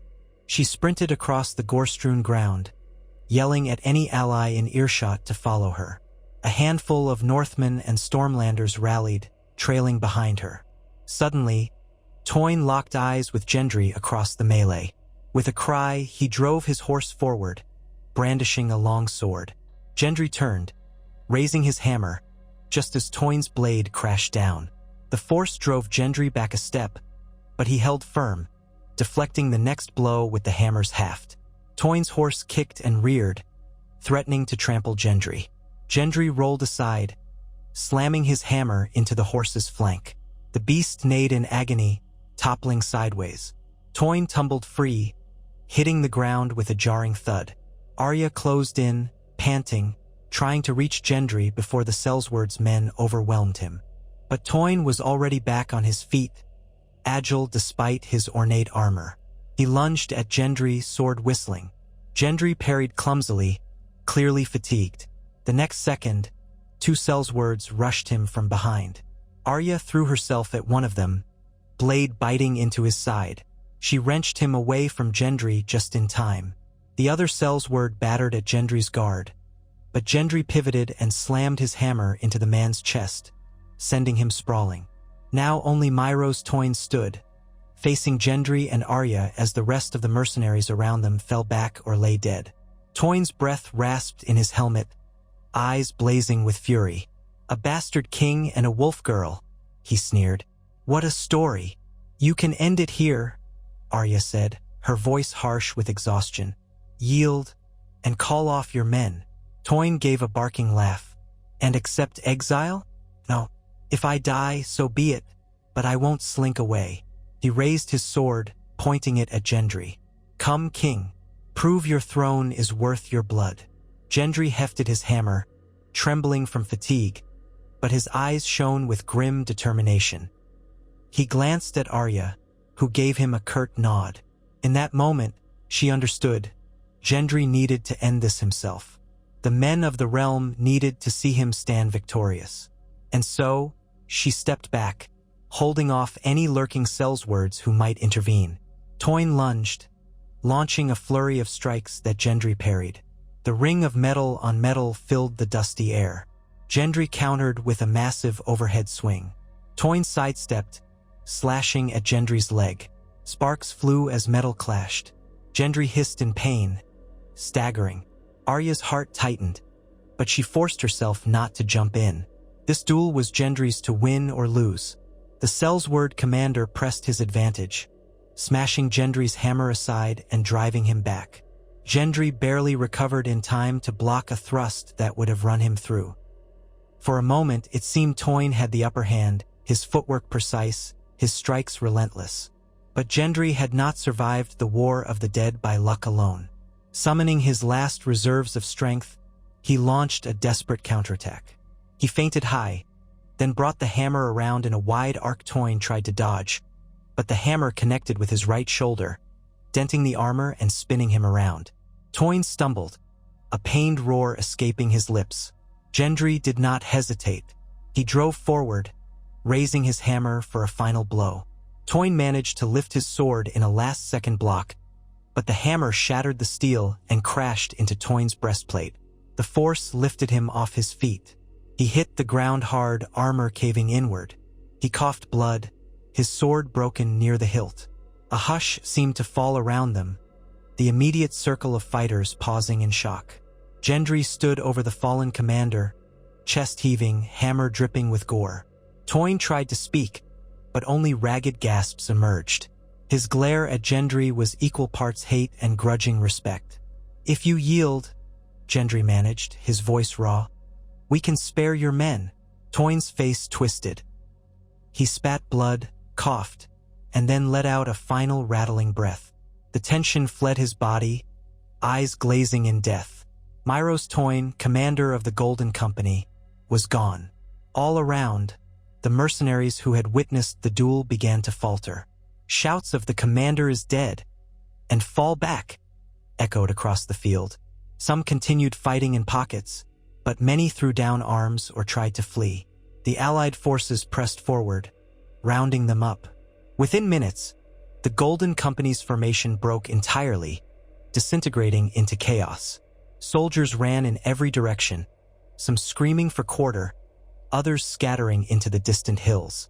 Arrows rained down on those who continued to resist. Cavalry rode out to secure the perimeter. Arya rushed to Gendry's side. He leaned on his hammer, chest heaving, blood trickling from a wound on his thigh. She put an arm around him, helping him stay upright. "You did it," she breathed. He grimaced. "He nearly had me." Then he sank to one knee, exhaustion overwhelming him. Arya called for help, and two Stormlander knights rushed in, steadying him. Around them, the battlefield had transformed. The defenders' horns sounded in triumph, and on the far edges, the ragged remains of the Golden Company were pursued or captured. Only a few of their banners still waved in the early sunlight. The cost had been high, but it was clear.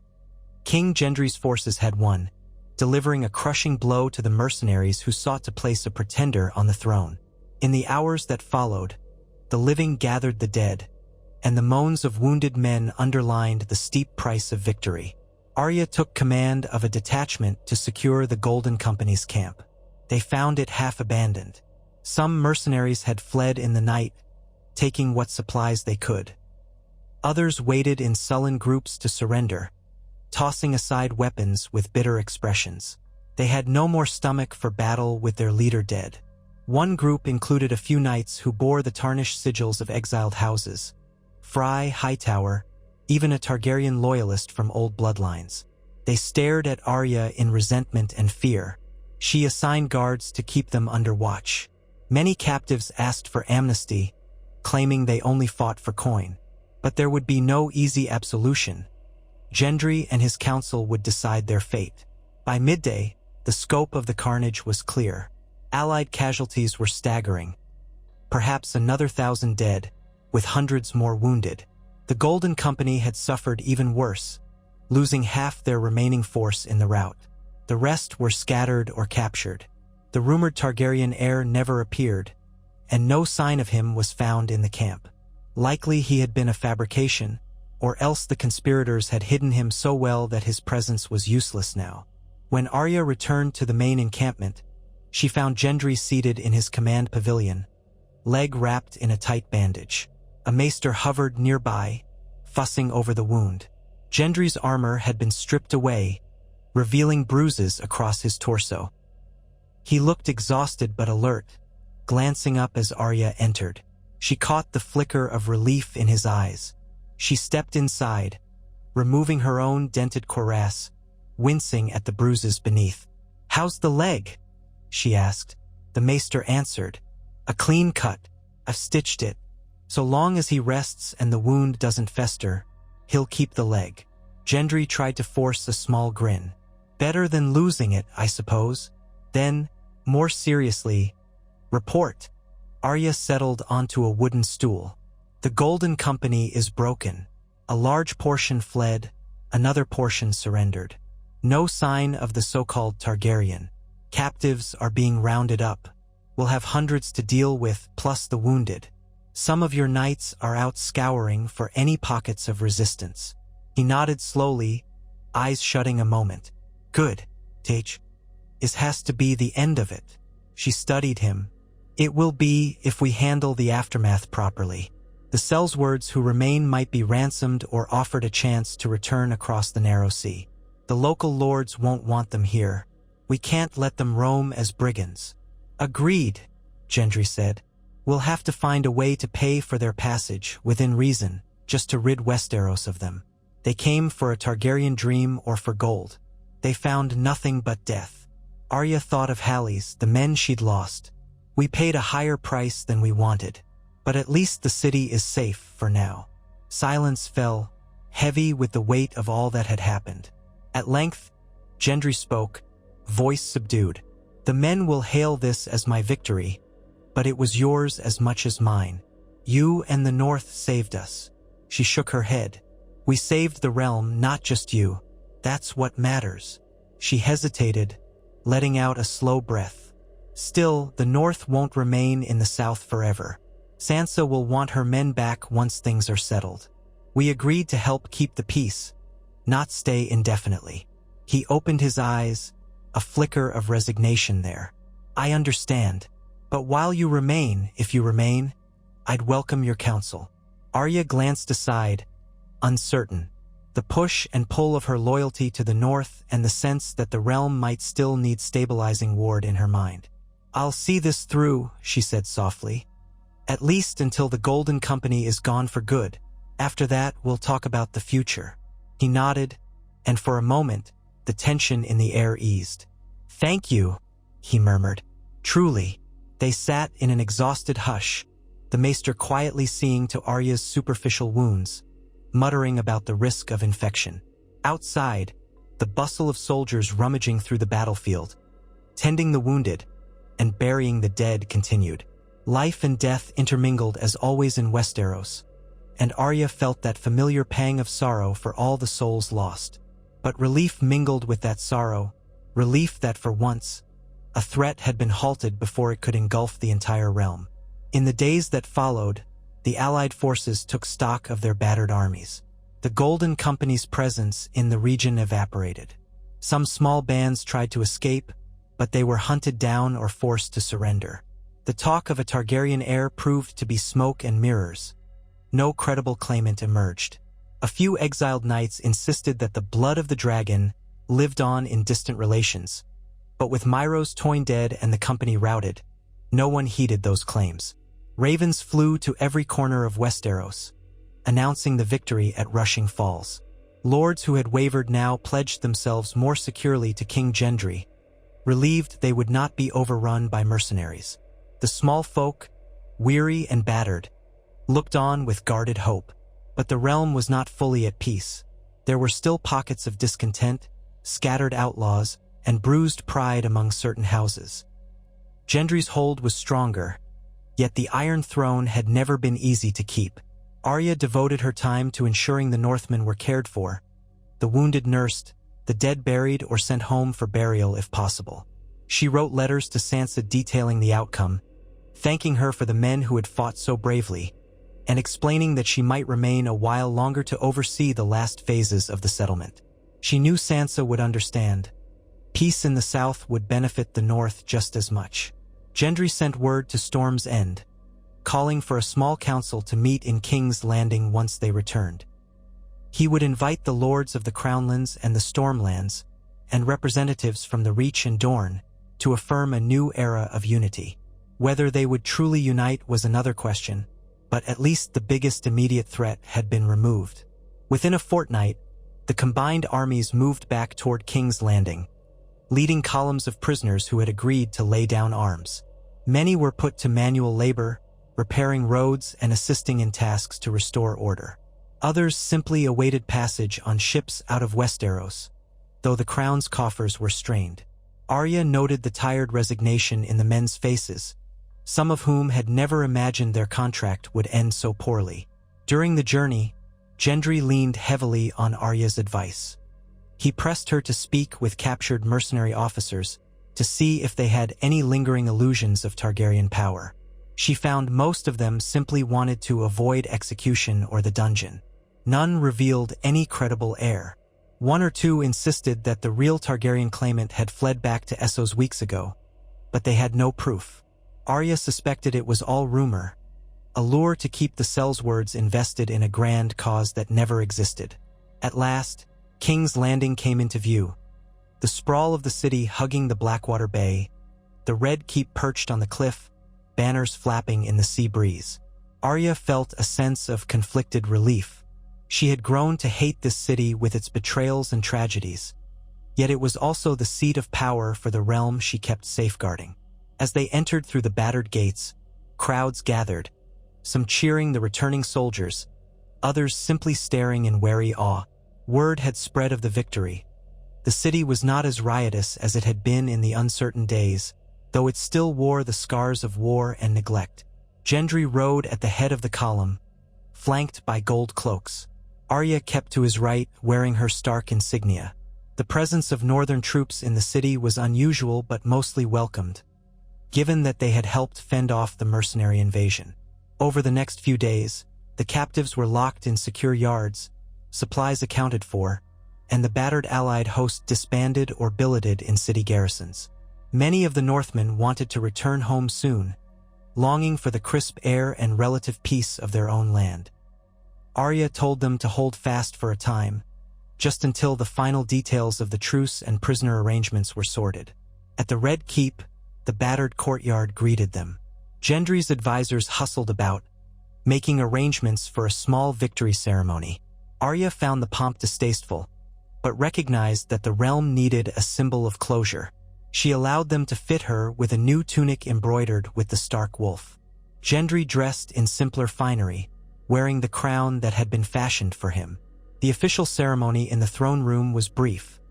A gathering of city officials, a handful of lords, and the knights who had fought. Gendry spoke a few words about unity, about how Westeros must stand against pretenders and foreign words, about rebuilding. Arya stood off to the side, scanning the crowd for trouble. She saw no immediate threat. Most of the realm's troublemakers lay dead or in chains. After, they retreated to a smaller council chamber. Gendry sank onto a carved chair, wincing as he stretched his healing leg. Marianne, Ser Buckler, and a few other key advisors gathered around. Arya leaned against the wall, arms folded. They discussed the fates of the Golden Company survivors. Some would be forced into labor to rebuild ravaged farmland near the Crownlands. Others would be allowed to sail for Essos if they could pay a small fee or vow never to return. The exiled knights faced a harsher choice: captivity or a final chance to prove their loyalty in service to the crown. Arya doubted many would accept the latter, given their pride. "We can't keep them locked up forever," Marianne said. "We lack the resources to feed them all. Shipping them off is cheaper, ironically." "Agreed," Gendry said. "Though we'll keep the worst of them, those who committed atrocities, in custody for trial. I won't let them walk free to kill again." Ser Buckler nodded. "We'll see to it." The final matter was the northern contingent. Arya explained they would likely depart soon, as the harvest season approached and the North needed every able-bodied man to tend fields or protect the frontiers. Gendry sighed but agreed. "They've done more than we could ask. Let them return with honor, and with our thanks, along with some compensation in gold, if the coffers allow it." When the meeting adjourned, Arya lingered. She waited until the others filed out, leaving her alone with Gendry in the chamber. He rose stiffly from his chair, removing the crown and setting it aside on the table. The lines on his face betrayed his exhaustion. "Are you truly going north again?" he asked, his voice quiet. Arya approached him, noticing the shadows under his eyes and the hollowness in his cheeks. "Yes," she said. "Sansa will want my report. And I've never felt at home here, Gendry." He looked down, turning the crown in his hands. "I know, but part of me hoped—" He exhaled, struggling for words. "You're the only one I trust completely, Arya. You keep me grounded. Without you, it's all politics and lies. I fear becoming someone I hate." She swallowed. The realm had a habit of forging alliances that demanded personal sacrifice. Once, she had refused Gendry's offer of marriage because she would not be a lady. Now, the stakes were higher and the choice more complicated. "I can't stay forever," she said softly. "I'm not made for these walls, these ceremonies. But that doesn't mean I won't come back, if you need me. The North and the Crown can still stand together. I can serve as a bridge, if it helps keep the peace." His eyes flicked up, a faint glimmer of hope. "So you won't vanish beyond the sea again?" She allowed the hint of a smile. "I'll stay in Westeros, at least for now. There's too much at stake." She hesitated, then placed a hand on his. "We stand for the living, remember? That's what we did against the Night King, and it's what we're doing now. I won't abandon that." He closed his hand around hers, the moment charged with unspoken feelings. When he spoke again, his voice was husky. "Then go north. Tell your sister that King Gendry stands by his promises. Let her know that I want an alliance, one that respects the North's independence and the Crown's right to rule the southern kingdoms. If trouble arises again, we'll face it together." Arya nodded. "We will." They stayed like that for a breath, hand in hand, two people shaped by war and duty, forging an unspoken bond that went deeper than titles. The hush in the chamber felt both comforting and heavy with possibilities that neither fully knew how to grasp. At last, Arya withdrew her hand, feeling a subtle ache in her chest. "I'll gather my men. We can leave in a few days. I'll wait for the coffers to release whatever gold or supplies you're giving them. Then we'll head home." Gendry inclined his head. "You'll always have a place here, Arya. Whatever that means, however it looks." She gave him a small, lopsided grin, the ghost of her younger self shining through. "I'm not sure I'd call it home, but thank you." With that, she turned and left the chamber, her footsteps echoing in the corridors of the Red Keep. Memories threatened to engulf her. The days when she had prowled these halls as a girl, frightened and alone, slipping from guards and hiding in darkened corners. Now she walked them openly, a conqueror of sorts, a figure whispered about with awe. It was a strange turn of fate, yet she accepted it for what it was. Over the next few days, she oversaw the Northmen's preparations to depart. They had lost many good soldiers in the battles against the Golden Company, but the survivors would return with hard-earned coin and the pride of having defended the realm from another invasion. Arya met with them in the courtyard each morning, ensuring every name of the fallen was recorded so their families could be informed.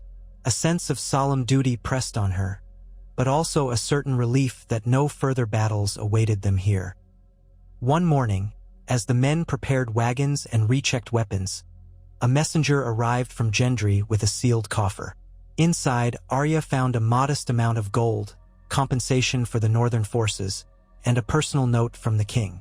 In the note, Gendry thanked her for everything, wrote that he wished the coin could be more, and ended with a simple line, "The realm stands, because of you." Arya read it in silence, then folded the parchment and tucked it away. She had no illusions that the realm was entirely safe. Politics, vengeance, and old grudges still swirled through Westeros. But for the moment, a major threat had been averted, and Gendry's rule, however tenuous, had survived a trial by blood. Maybe that was enough. At last, the day came when the northern column marched from King's Landing. The morning was bright, the sky a clear blue that contrasted sharply with the city's soot-stained walls. Crowds gathered along the roads to watch them go. Some cheered, grateful to see the men who had helped in the fight against the Sellswords. Others simply looked relieved that a large armed force was leaving. Arya rode at the head, the Stark banner held aloft by one of her captains. She spared a glance back at the Red Keep's ramparts. She thought she glimpsed a lone figure there, perhaps Gendry or one of his knights, watching them depart. She couldn't be sure. She faced forward again, guiding her horse through the city gates and onto the King's Road.